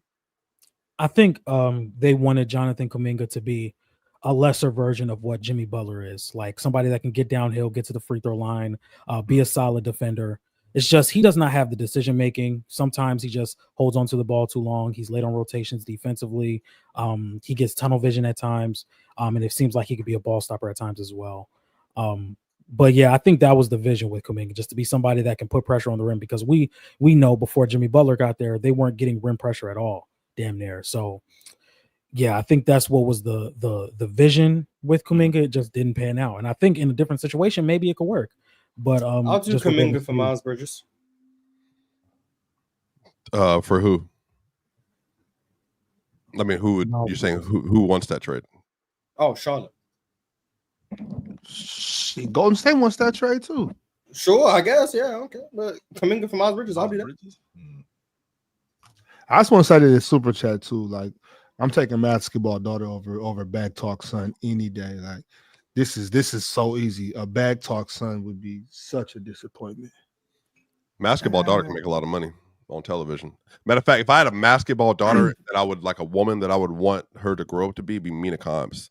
So Mina Kimes, I love Mina Kimes. Great money. Great money. She is a math genius. She went to Yale. Always roots for the right teams. Love Mina Kimes. I really like Mina. I was more so talking about like on the court though. On the court, like a player. Like I'm just saying this like being their personality on and off the court. Mm-hmm. I like basketball. So your daughter gonna take no mid-range jumpers? Straight banger, just out there in that corner, just on that corner, just bah, bah. You know what I'm saying? But the tween son, I'll be like, bro, sit your little ass down. Like, I'm flicking. Stop dribbling the ball. I mean, what are you doing? Dominique, bing. Oh God. Dominique sent through a members chat and said, "We finally have bigs: Mark Williams and Kaman Malu." You had Nick Richards already. And you have another big behind him. Swipe on serious, but yeah, I think this is no. Nick Richards sucks. I think this is 4 bigs now, 4 to 10. They have 4 centers. Are you saying Bobo's a big? No, the other one. I think Mark number 4. Oso, yeah. Oh, they have 4 centers now. I like Oso. He's got a good feel. Maybe the next one. But Mars, can you take back your opinion on the Portland Trailblazers? They have 4 starting centers now. No, and I don't know why you thought that was about Ayton. Who do you think's not a starter? Yang. He's not a starter. You haven't even seen him play yet. So I've actually did a lot of due diligence over the last 3 or 4 days. I'm talking about in the NBA. I'm talking about in the NBA. For sure. I mean, I question a lot of things about Yang in terms of starting. But like we're talking about right now, Robert Williams right now isn't a starting center in the NBA just because of ability to actually stay on the court. But like he's really good. DeAndre Ayton, I think, is a starting center in the NBA. I don't know why you thought that was DeAndre Ayton straight. Like no, I've heard some Ayton slander from you later. But Donovan Clingan is their best center. Yeah, of course. Yeah. And he's going to be their starting center. And Robert Williams, I think, will be their backup. What's Ayton doing? He will be traded. DeAndre Ayton will not be on the team next year. You got 1 year left? Yes. This contract. And I don't know if there's any super chats about the Hornets. I think the Hornets going to go after Miles Turner. That's what I think is going to happen. I think the Hornets going to go after Miles Turner in 3 years. Does that make them a serious basketball team? I'm not saying contenders. I'm saying I think it confirms their direction where they're going all in on this 3-point revolution. That's what I think they're doing. They proved that last year. Yeah, they took Liam McNeely, they took Con Knipple, 2 shooters. LaMelo was shooting like 12 threes a game last year before he went down. Brandon Miller was shooting like 12 threes a game last year before he went down. If they go after Miles Turner, they're going to shoot damn near 60 threes a game next year. Like they are going to go all in. Charles Lee came from Boston. Like they're going. I think they're going all in. What do you feel about that? How do you feel about that, Chill? I don't like it at all. Because one, they can be a really fast-paced team, though. Yeah, they're going to be a really fast-paced team. They're the Denver Nuggets in 1991. That's what they are. And that team led the league in scoring. Yes, they did. So yeah, I think that's what they're going to do. I think they're going to play fast and shoot threes. I think that's what they're trying to do. And I'm curious. I'm not saying they're going to win a bunch of games, but it's going to be. It might be fun to watch, sure, but I don't think it's a brand of basketball that you're going to win with. Not with that personnel. First time I was really introduced to that style of play. When I was younger, there was a JUCO team in California, Fresno City. They used to their coach. He lived on that like fast-paced team. Oh yeah, they were real good. They were really good. They were always good. This was before like before. I'm not sure if they were good every single year, but they had a bunch of good times. You know, when I was younger, when I first was introduced to that, I was amazed. Like they're just getting up the court, firing threes if they don't got a layup, just high pressure defense, bang, bang, shooting. It was just revolution. Crazy. Yeah, Chino Hills. I'm Drake Q said in no order. Mavs, OKC, and the Spurs are probably the only teams in the West I think are locked to make the playoffs. Spurs just keep winning. What? I don't agree with that. I don't either. Yeah, the Timberwolves aren't a lock. Right. Denver's not gonna make the playoffs next year. I mean, there may be. To be honest, there's only so many locks, but like to me, the Mavs are a bigger question mark than the Rockets. To me, yeah, just because of Kyrie. Yeah, and I mean the obvious team too. I mean, come on, y'all. The beam will light again. I think there are 6 locks for the playoffs next year. In the Western Conference, in the Western Unless Conference. it's, I mean, no, I'm talking about health. Like, you know, obviously. We're barring health issues. How many teams are locked? OKC, Denver, Wolves, Rocket. That's 4. I agree with those teams. Yeah. Lakers. Okay. James Harden ain't missed the playoffs in his career. I didn't have them making the playoffs last year. Yeah, well, the Clippers for sure. Okay, that's 6 right there. That's 6. And then, if we're going based off that, Warriors next year. That's where for me the love stops at 6. I don't think Dallas are a lock. I don't think the Grizzlies are a lock because I think all these teams can be in the play-in, which by definition means you're not a lock. Like all the time. So like 5 or 6 is where like the Clippers because of the health obviously of Kawhi and stuff. But like everyone else, yeah, I think those are the 5 locks: Denver, Minnesota, Houston, OKC, and the Lakers. Those are the teams. Well, the Clippers have 3 All NBA players, so like they'll have 2 of them at least healthy at all times, hopefully. Yeah, Harden's been durable and then Zoo obviously. Harden, so damn sure did. What about the Mavericks? No, they're not a lock because of Kyrie and AD being the injury concern. But I think they're one of the best teams in the West healthy. Why don't people like? They're not a lock to make it, in my opinion. But I really like what Dallas got going on. By the way, like their front court looks amazing. Scary. Yeah, I love. Well, but I'm pretty sure I'm willing to lock them in as a 7th team though, because I think Cooper Flag with the rest of that roster, they'll be a very, very dominant defensive team in the regular season. They could push for 46. I think the West has 13 good teams. Well, good is a range. Like Phoenix and Portland are at the no. Phoenix and Portland they're the shaky ones. They're looking at, but everyone else above that, like I think Dallas gonna be good. Really 14. The Kings are in that bottom group with Phoenix and Portland. But like everyone else, like legitimately a good team. And then New Orleans have the potential to be a good team. I doubt they will be, but they have the potential. Everyone but Utah, like I don't think will stink. That's like I think has the potential to not stink. That's what, and to your point, Mars, that's what Joe Dumars is. That's why he's betting on that 1st round pick. That's why he's betting on giving up that 1st round pick, because he's looking at that crew. He's looking at the potential of this team. But also, and we talked about this earlier, are we looking at, because I said this last season, are we looking at a 44, 45 win team in the Western Conference not making the playoffs? Yes. Well, last year that happened, right? No. Yes. How many wins did they have? 40. No, we didn't. Okay. So could we possibly be looking at something like that? Looking at a 43 or 44 win team missing the playoffs, which would be nuts, by the way. It's possible, yeah. I mean, this is because I think the West is going to dominate the East next year, like dominate the East. So like that's 2000, like 2012 or 2013 or 2005, dominate the East. It's going the head-to-head record West versus East is going to be disgusting, in my opinion. So a lot of teams are going to rack up wins there, and then they're going to just be beating the hell out of each other in the West. It's going to be a bloodbath. So like I think the best team in the West, whoever that is, probably OKC again. Probably looking at 60+ wins. Everyone else, you're looking in that range of 54 to 46-ish. This is the year where Adam Silver's finally gonna start pushing that 1 through 16 thing. This is the year when that finally is gonna start being talked about. This does not. Unfortunately, he's never gonna do that. The Eastern Conference. Well, whoever the next commissioner is. Yeah, I'll do it if they make me the commissioner. That'll be the first thing I do. Let's start that campaign soon. Launch for commission. All right, y'all. I got a super chat from a Hall of Famer who goes by the name of Joe Breezy. He says, salute the panel, salute the chat. PC is the best basketball show, period. Man, what the hell were the Blazers doing last night? What's the direction of this team? Peace and blessings. This kid Hansen could one of two things is going on here. Well, he ended up.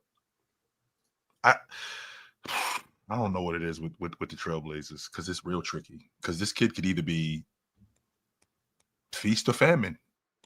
I don't like the Chinese Joker thing because that sounds like Baby Jordan to me. And I know what happens when I hear that kind of stuff. He's a big who can pass, so he's gonna get the Jokic. I just don't like that kind of stuff when I hear that. But he look like he can play. He look like he's the real deal. But they're smart though. They have 4 centers. If they all pan out some way, then those are assets to trade too. Mm-hmm. So like this is the league now. Like I think they're smart. They're building their roster well. They already have their wings. They already have their point guard. They got a veteran point guard, combo guard now. They honestly have everything they need in terms of development. It's just a matter of like they can get more assets with two of these players they decide to move off. Donovan's they need another scorer. That would be my problem. Free agency through a trade. Maybe you trade your big for a scorer. I don't know. Just someone who can go get their own shot. Jeremy Grant is not that. Before anyone trying to say that. So like someone who can actually go get their own shot consistently, effectively. That would be my next priority. I also think Shaden's going to have a really good year next year. So I'm looking forward to that. Arch Diddy sent through a super chat and said, I'm not going to lie. This Penn character has grown on me. Sneaky athletic guard with tremendous upside. A pesky defender who has a knack for recovering loose balls. W hustle. Are you a hustle guy? And he'll mix it up a little bit. Like Penn will be a disruptor. He'll cause some dissension amongst your group to help his group. Yeah, he'll do that to keep you entertained. Wait, is he the Lou Dort? I don't know. The narrative out of the Penn locker room is that he's actually kind of bad for team camaraderie sometimes. That's just what I heard. I don't know if that's just people. I'm thinking, to be honest with you, I'm thinking sometimes there's some bad chemistry there. So definitely not. I'll give myself an NBA comparison. I'm Rasheed Wallace. I was thinking more. No, I don't think I'm Rasheed Wallace. You Lou Dort. I was like, but I think I'm saying I think Penn, you're so reactionary that I think you were 44 technicals and embodies you. I'm saying that like that, even that little snippet, like I'm fine with whatever. I think you call me Dylan Brooks. I don't think that's crazy. You know what I mean? If you call me Dylan Brooks, it's fine. Yeah, I think listening. I think Ox is Brad Miller. Ron's last minute of the NBA Finals game, Benedict Mathurin. Because even today, there were 3 separate times where we're having conversation. Ron, every time he while a good conversation's happening, Ron will lean in, put his face in the camera to disrupt what we're talking about, and Ox had to get him out of here. Like Ron is literally turning the ball over and fouling before Ron from the game. Wait a second, though, because I got. First of all, I think I just proved I'm better than Rick Carlisle, but. Anyways, Swiper, I actually kind of like Brad Miller, so I hope that wasn't supposed to be. Brad Miller's I remember this is again very casual. Obviously, you're a child. I'm a child. I thought Brad Miller and Bobby. You couldn't have told me Bobby Jackson and Brad Miller weren't like great players. I like both of them. I mean, that's just Brad Miller was like. I know, but when you're a kid, like you don't care about all that nonsense about like VORP and efficiency and all that. You just like who you like. Glenn Rice, Eddie Robinson, Brad Miller, Bobby Jackson. Chris, Doug Christie, Kerry Kittles was my guy. Chill, I love Kerry Kittles. Thought he was the man. I didn't care. They were just good. Kerry Kittles, that's a great pull. Hey, Chill, how good was Purvis? Never nervous. Yeah, never nervous. How good was he? Fundamentally, he was ridiculously sound. But we were supposed to take Glenn Rice, though, right? Ron, are you impartial enough? I just want to because you know, Chill. That's one that I never talk about, mostly because I'm not really too hip to Purvis like that. But we lived in a big man league at that time. That's what it was. That's why Purvis got taken, because we lived in a big man. But I mean, Glenn Rice was the best. Glenn Rice just won a championship. You know, and was the best player in the tournament. The best player. So when I think about it, it tears me up that we didn't go get Glenn, but.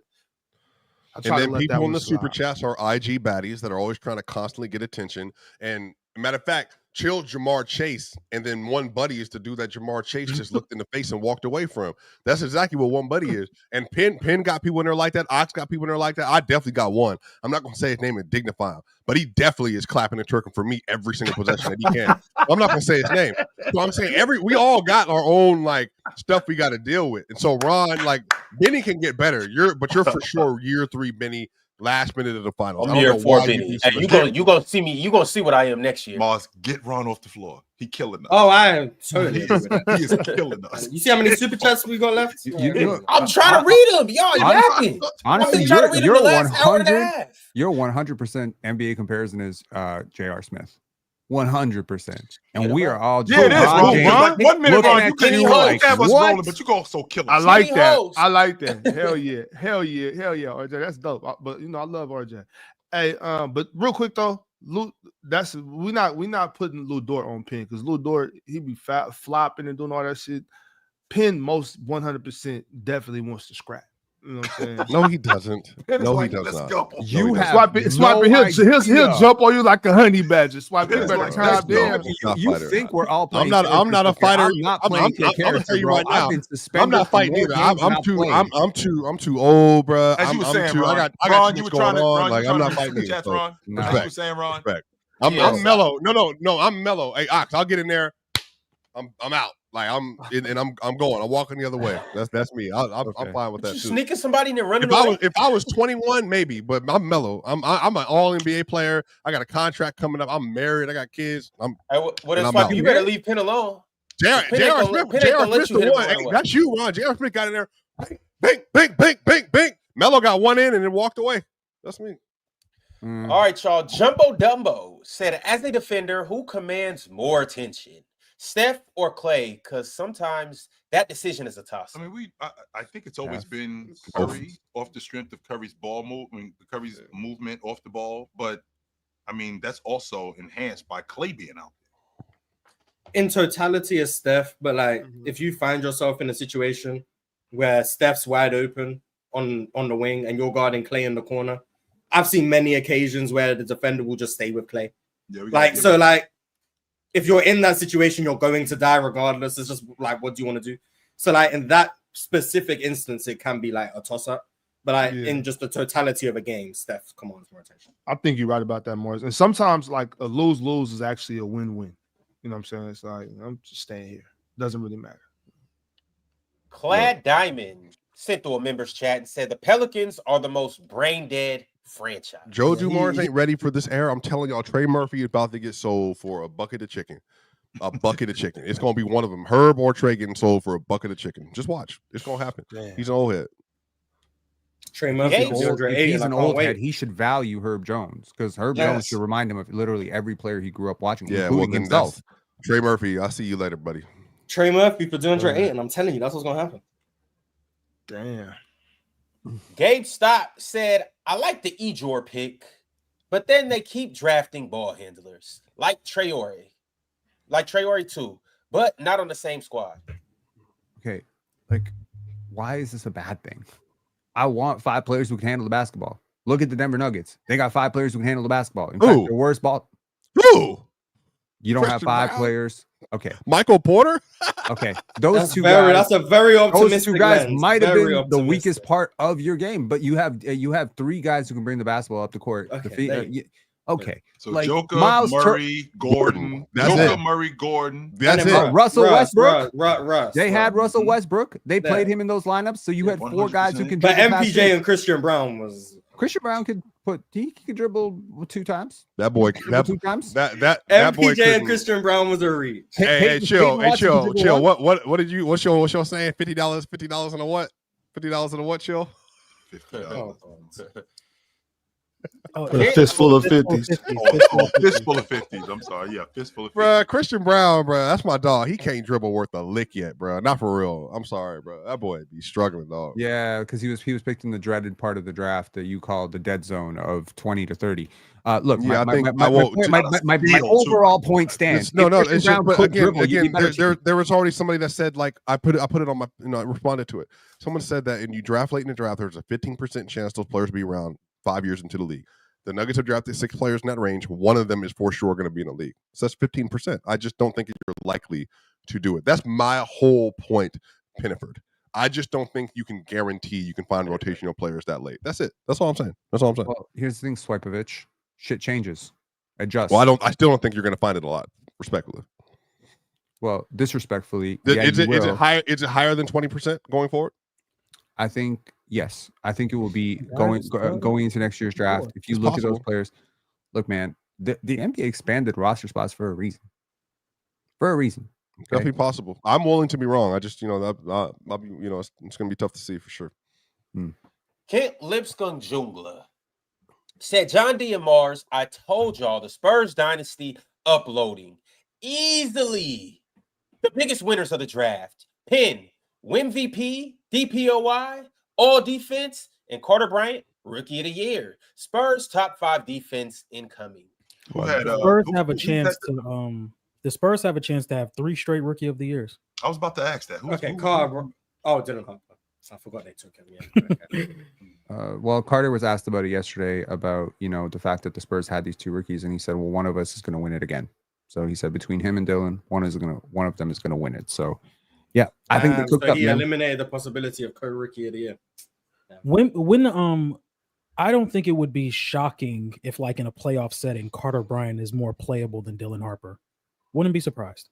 Just because of the relocating, shooting, rebounding upside, and off-ball defense. I don't think it's crazy to say, but I just want to see Dylan Harper on the floor first. The last 3 years have taught me that the Spurs are back. I mean, respect to Josh Primo. That was a really bad move. Malachi Brenham. They made some mistakes. Jeremy Sohan, decision, jury's still out, but I wouldn't have done it. But now, like back to back years, they have just done great. And good job. You couldn't have got 23 wrong. What's wrong with Jeremy Sohan? You couldn't have got 23 wrong. So. Damn, you gotta take it number 1. Yeah, like if they would have got that wrong, then at that point, then blow up the franchise. I don't know what to tell you. But last year, Stephen Castle at 4. Not a lot of people had him as their number 1 guard on the boards. So I did. Credit to that. Trading out the Rob Dillingham pick, that was interesting. And then obviously Dylan Harper and Carter. Dylan Harper was another one was like kind of obvious. But then getting Carter Bryant at 14, I think that was also the obvious pick. Now, I don't think they've done much that's like, they kind of just walked it. They've walked into the picks that were made sense. They've walked into the obvious don't outsmart yourself. Okay? Yeah, like they didn't overcomplicate it. Like, so you get credit for that. But at the same time, it's like, okay. Sometimes you got to put yourself in position to keep these picks. So, maybe next year it'd be really helpful if the Pelicans didn't trade their friggin' pick for Derek Queen. You know what I mean? Like, you can make these impulsive moves. And that's what I was trying to say earlier about, the Sacramento Kings. And I don't want to relitigate that thing. But last year, in order to facilitate the DeMar DeRozan deal, they traded Davion Mitchell, former lottery pick, right? Who turned into a serviceable player and currently, is a rotation player for the Heat. I did not see that. A guy that you said was garbage. I did say he was garbage. I 100% said he was garbage. And then, he became much better. I think he got a lot better. And, respect to Davion, he's probably going to continue his NBA career for the next 4 years. But the Sacramento Kings salary dumped him. They also dumped the 45th pick last year. They also dumped their 2nd round pick this year, which is going to be tonight, 39. That's your Sacramento Kings pick. That's why y'all don't have a 2nd round pick.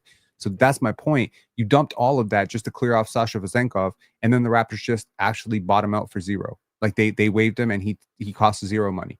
So my point is, and you took back Jalen McDaniels, who's the worst player in NBA history, and you waived him. My point is all of that to make DeMar DeRozan, and right now you're trying to salary dump DeMar DeRozan. You see my point? That's what I'm talking about. Tough Bradley. I don't see your point. I heard what you said though.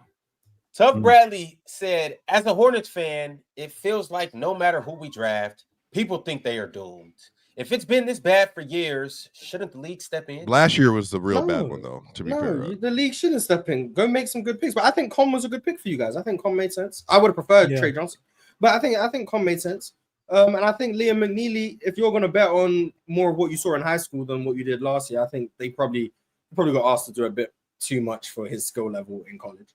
But you have him as a spot-up guy, a movement shooter, 6'7". Like, there's value there at 29 or wherever they're going. So I think you guys had a good draft yesterday. Is there a prospect you just feel really bad for? Like, we've talked all about, like, this team won, that team won, this team did great. Is there a prospect you feel really good for? Like, oh, they wound up in a great situation, and a prospect you feel really shit for? Like, I wish they didn't end up there. Yo, Penn, I ain't even gonna lie to you, brother. We got super chats. That's a good question. It's a great question. Maybe it'll come up in a super chat. If somebody wants that question answered, please send through a super chat. But I'm over here drowning in super chat, so we just got to get into it. King Bo said OKC cooked with Thomas Sorber, great defender with passing touch and shooting upside, a really good iHeart replacement. Yep, I agree. Yep. Star Zach became a YouTube member. Shout out to Star Zach. Cowboy Bob said, heard Jaylen Brown getting traded for Sabonis. Also, this draft was not what I thought. A lot of players got passed over, but the Spurs are back. Go New York, go. Another guard? No. Another wing? No. Jaylen Brown, Zach LaVine. What are we doing here? Nah. Zach LaVine, the best player on that team. Oh. Troll alert. Woo, woo, woo, woo. Damn, Mars just drop a bomb and leave? That's crazy. Drop a troll and get up out of here. Void Century said, why is Miami so desperate to be the whitest, slowest, unathletic team? I can't keep doing this shit. But in all seriousness, I think Kasparis will do well. So what's the point of that super chat? No, Kasparis is a good pick at 20. I didn't want him in the top 12, but at 20, he was the obvious pick. And a team that can pair Kasparis, again, big playmaker, 6'6". I think he played really well last year, for Illinois. He fell off towards the end of the season, though. Multi Kenny sent through a members chat and said, the chat awards are going to be legendary. And I agree. He said, also, John D., where was the draft stream? I was switching between Penn, TD3, and Gifted. Needed you in the rotation, my guy. You muted, John. Not to out anybody, but the guy you need to be talking to just left the stream. Damn. He's seen that coming. That's why you got to in the hoop talk. No, things just came up. Oh no. Military Man sent through a super chat and said CMB is the best defender in the draft. With I love you, mom touch, elite touch around the basket. If that jump shot develops, he's OG Anunoby on crack. Damn, that's pretty good. I mean, he's definitely not OG Anunoby. He already has a way better handle than OG. He's a way better scorer than OG. He's honestly, he's got such an isolation game that's special. I don't know if the shooting will develop. He has a weird hitch. His mechanics are very inconsistent. Release is fine, but the base is kind of weird. But there's an actual star upside here. Yeah, Raptors, they got one. Nassim Perry said, I want to know from you guys who y'all would have picked instead for Brooklyn for each pick. I talked with Mars about it, but I'm curious for other reasons who was left. Recommendations on who was left. I mean, at 8, I think for Brooklyn, Yegor Demon is fine. If it works out, great. I would have taken Carter Bryant, but they kind of got, if they expected to reach for Drake Powell, then they sort of got the similar archetype with Drake later on. I like what they did for the rest of the draft. I think Nolan Traore was a good idea for them, but I'm curious if they just ruled out Rasheer Fleming, because Rasheer Fleming, one of those picks, might have been smart. Yeah, smart overall picks. I think Colin Murray Boyles at 8 would have been solid. Like I said, you don't need a home run pick every single pick. I just think these were some of the type of picks they were making throughout the draft. I did like the Drake Powell pick. I am higher on Nolan Traore than most, so I don't hate those picks. But Colin Murray Boyles, Kaman Malawach, Cedric Coward, Noah Essengay, I don't hate any of these picks. Carter Bryant, I would have took all these guys at 8 before Jaeger. Now, that's just not the pick I would make. Just getting some really good players in who may have a higher floor. Because again, Jaeger Demon, you see the shooting upside, you see the playmaking upside. I do think he struggles to win with his ball handling and his off the dribble, and he's very slim in frame. So that's something, if you can't create a consistent advantage, it's going to be harder for your passing to really show. Even though those are things that can be worked on. But at 8, part of me thinks he would have been available at 19. And if you don't think he was available at 19, you maybe could have moved up to maybe 14 or 13 with all the draft capital that you had in the first round. As far as Drake Powell, I am a little higher on Drake Powell. I like the pick. Ben Seraph, I was higher on him to start the process. I don't hate the pick. Danny Wolf, 27. You know, that's a solid pick as well. It's just I wouldn't have made all the picks, but I can see the avenue with some of them. All right, Charles. Zero just vibing said, "What if as a community? What if we as a community only pick panelists for Goofy of the Year?" Go ahead. Wait, what? They're saying as the chat should pick which panelist is the Goofy of the Year. But Goofy of the Year is a chat award. It's about the chat, right? It's gonna be a chat award no matter what. It's one buddy. That's the Goofy of the Year. I don't know. Or NY Kareem. I don't know, Pin. I don't know. But we will see tomorrow, June 27th, on the panel. Regularly scheduled programming. It's June 27th tomorrow, dog. Yes, sir. Who will be the Goofy of the Year? I can't wait to see. Y'all. All right, DSG Piccolo said, "I need my Blazers to trade up and take Fleming. Make it happen." I'm surprised he dropped. I like So him. am I. Mm-hmm. Key said, "Yo, John, I know Jace Richardson fits our style of play, but at 25, was he the best player on the board, or was he just the best fit?" For me at 25 for Orlando, it was either Jace or Neek, just some offensive feel. I think Jace's problem as a smaller guard can be nullified with what the Magic have at their lead guard position. Anthony Black is a taller guard. Jalen Suggs is a really good point of attack defender. You have some size. You could run lineups with Suggs, Jace, Franz, Isaac, and whoever you want at the 5. I think that's some really solid size around Jace, and Jace provides that floor spacing. He's a really good off-ball player, really good shooter. I don't think he's going to do much with the ball in his hand. That's why you have to keep a guy like Paolo and Franz on the floor with him. But I think it was a good fit just to get some shooting in, because that's what the Magic need: offensive feel and shooting. Yo, this is a good time to shout out our Hall of Famers: Multi Kenny, Worldwide Mace Television, Jason Grillionaire, Teddy Hart, Rob Deere, Minor, Joe Breezy, Arch, Braden, Cheese, Kingster, and Vale. Salute to all of you guys for being Hall of Famers. Appreciate everything that you guys do. It's Chris John said, "Ron, do we just comment to vote, or is there a poll?" There isn't a poll. Well, there will be polls ran tomorrow, but for the most part, what I need you guys to do is comment after the show, like some people have been doing. Let us know who you got in each of these categories. Here they go one more time on the screen. You got Biggest Yapper, Worst Take, Guest of the Year, Iron Man Chat Member, Panelist of the Year, who's basically got the busiest this whole year, Best Takes, Best Entertainment, all of that good stuff. Beef of the Year, Chat MVP, the most valuable chatter, Panel MVP, the most valuable panelist, who, if they weren't on the show, it just wouldn't be the same. Or when they're not here, it's not the same. Rookie of the Year, Biggest Crash Out, Most Obnoxious, and Goofy of the Year. Those are the categories. Let us know after the show. Vote and let us know who you got. Gotta bounce, Ron. I'll see y'all dudes tomorrow. All right, chill. See you, show. Yeah, I'll be a few more minutes. Go ahead, Ron. Next one. I hope Chill's ready for what's going to happen to him tomorrow. But it's Chris Jones said, Sim West 34 became a YouTube member. Shout out to Sim West. Ollie Bowens also became a YouTube member. Shout out to Ollie. Fallback Hoop said, "The Spurs definitely won the draft. Please kick Penn off the show. Which is my command. The show is worse because of him. He's emotionally sensitive and beefs with everyone. He's a whatever that is." Rod became a YouTube member. Shout out to Rod. Sim West 34 said, "Who should the Bucks target today? Penn versus the world equals entertainment." Who should the Bucks target today? Jameer Watkins is a guy on my board. He's just extremely pesky on-ball defender. That's what they need.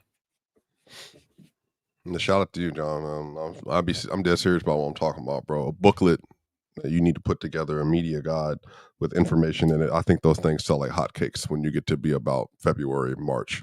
You can make money off it. You could charge them for $1, $2, $3, or $5 per.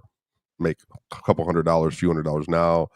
I mean, it's all there. Like, it's just that takes a lot of work. I appreciate that. No, get that money, man. Hey, Ron, you gonna answer that? Mm-mm. Good choice. My My media trainer said I should probably steer clear from that. So hashtag 3 King Lil J said, John D, how did you feel about Jace Richardson? Pretty much just said this, but once again, Orlando needs offensive feel.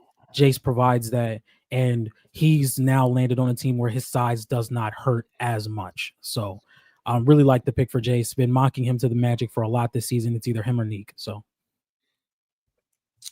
another super chat from Paulo C Media. Paulo C said Jordan Ott with the Cavs had 2 ball-dominant guards and 2 centers. Once Ott came to the team last season, Cavs ended top of the East. Yeah, maybe that's a good strategy with Bill, Booker, Jalen Green, and then now you got 3 centers that are all playable centers. 4 centers maybe that are playable, but 2 really starting centers. Could work. Tyler T sent through a members chat and said the Celtics will be better again. Jokic better. Hugo Gonzalez better. Have a great rest of y'all week. Absolutely, yo. The Celtics, Rasheer Fleming was right there. Hugo, he projects to be a solid player. I think he could be a really good downhill wing playmaker, but again, this is just feeling upside. They have an early pick, I believe, in the second round. So I think they have the 32nd pick in the second round. So there's still some talent there that they can pick up. So we'll see. MTHJ 301 said, like I said, sleeping on the Suns and wouldn't be surprised if Charlotte becomes the draft winners with the next 2 picks. They do have 33 and 34. They can do something with that. Let's see about Charlotte. Nappin Trey said Dennis Schroeder bet on himself too. Damn. Jonathan Frazier said Penn just be coming up here to start fights, bro. Penn and L panelists, Ron and L hosts, 2 goats at wasting time on nonsense. We here to talk ball, bro. Thank you, Jonathan. I'll take what you said into consideration. Appreciate you, my man. No, you should. Antoine L host Ron sent through a members chat and said how we feel about the Wizards draft. Bilal Coulibaly might be gone. I like their draft. Once again, Trey Johnson, in my opinion, you can say he's the best scorer in the draft. You can say he's second. I think with his shooting and on-ball creation, that's going to really bring something to Washington.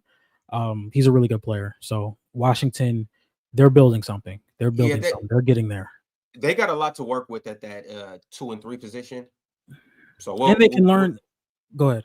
No, I'm just gonna say, we'll see what direction they go with. They can learn under CJ and Chris Middleton too. He can learn under. Yeah, they do got CJ and Chris Middleton, huh? They got stuff to work with over there. So we'll see. It's Zamzay said Jordan is the MVP. He replaced Tickets Entertainment, but Cordial. Shout out to Jordan. Yeah, for real. Maybe he'll win the panel MVP tomorrow. Maybe he'll win Rookie of the Year. You never know. Hassan Hackett said, can y'all talk about how Gifted has more B-ball experience than the 17th pick? Yeah. So he has Juan more B-ball Berenger. experience than... No, Juan has played. He hasn't played long. That's the same situation with Kaman, but he's definitely a project pick. I don't see him getting rotation minutes early, especially with the Minnesota Timberwolves big man depth. But athleticism, rim running, shot blocking, I think the athleticism helps a lot. DSG Piccolo said, John D, thoughts on Roko Sikorsky to the Lakers at 45? Would you like that? Roko has the highest standing reach in the draft, which is very intriguing. He's very athletic. He moves his hips in space really well. He's 7'2", I believe, 7'3" without shoes. So he's huge and he moves pretty well. I think the hand-eye coordination needs to get a little bit better. The rebounding, the strength, but as a project, I don't hate it, and I definitely think he could be a solid lob threat to Luka off the bench with some time. Shout out Roko. Dard Ingo sent through a super chat and said, Mars, what would Chet and J-Dub rankings as a player be by the end of next season? I thought on how Nikola Topic I thought on how will Nikola Topic perform in the summer league. John D, you wanna take this?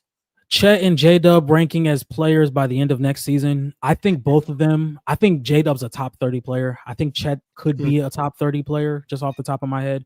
I think both of them have a ceiling to be a top 20 player, but realistically, do I think that's going to happen? Maybe not. But there's nothing wrong with OKC having 2 top 30 to 25 players and 1 top 5 player. That's a really good recipe to me. I think. And as for Nikola, go ahead. I was just gonna say, I think J-Dub can potentially, by the end of next season, can potentially climb into top 20 talks. I think he got he got an opportunity. All NBA. After this playoff run he just had, there's no reason why he shouldn't be headed that way. You know what I mean? Just building on it, being young, and just, supposed to still be getting better. You know what I mean? So if he's still getting better, and then while some of those players that are in that top 10, top 15 range, some of them are getting, they're regressing, getting older. J-Dub should be on his way to top 20 for sure. And then keep in mind too, Hallie, Tatum, somebody else might get injured next year. Dame, Joel Embiid. These guys may not play next year. Well, a couple of these guys aren't going to play next year. Some of them may not play next year. There might be some other injuries too. He could definitely be heading. Ain't no might too. It's sports. It's going to be more injuries. Yeah. And in terms of Nikola Topic, I'm excited to see him play in the summer league. Yes, obviously, we've went a whole year without him playing. We've heard a lot about him. He has so much potential and stuff. I can't wait to see what he is and what he looks like. Will he be as good as Buzelis? Hell no. Yeah, I was high on Buzelis. Still high on Buzelis. Yeah, me too. I think Buzelis gonna wash him up. Realist123 said, I'm so high on Austin Reeves, but declining $25 million a year is crazy. You are free to leave. It's been a pleasure. Yeah, I hope he doesn't think we're about to give him $40 million. Like, that's not what it is. I love Austin Reeves. I think he's a great player. I think he's extremely fun to watch. As a shooter, off-ball shooter, playmaker, ball handler, love it. But I don't want it to be a detriment to the team. Like, we have to focus on building around the superstar that we just got. So, all right, so we got 2 more members chats, and they're both alluding to fighting. What I've been asking what's going on in the world today, but what the hell is going on the panel today? So violent. I thought we was here to have a good time. Eli the Misfit said, Ron is a GOAT. Watch your mouth, Swiper, with fist emojis. And last but not least, 6 Eva 216 or 6 Eva 216 said, Pin make a ninja want to swing on him. Do any of you guys feel that way up here? Hell no. Oh, no. You can't swing on somebody over computer. That's why you just keep your cool. Shout out PC. Even if not, I can't wait to see real talk there. Oh, that's crazy. You know what I'm saying? Grown men fighting over basketball takes. They would never come to that. Facts. Well, y'all, tomorrow we may be fighting over awards. Once again, we have the chat awards tomorrow. Y'all be sure to pull up on time because it's going to be on site between the top nominees. And I can't wait to figure out who it's going to be. All right. You got anything to say on the way out, Ox? No. All right. My suggestion is go study Neat Clifford. Oh yeah, check out Chill with Chill. We coming up in 2 hours. Yeah. Y'all pull up and check out Chill with Chill episode 122. All right, y'all. We'll catch you in the meantime tomorrow, same time.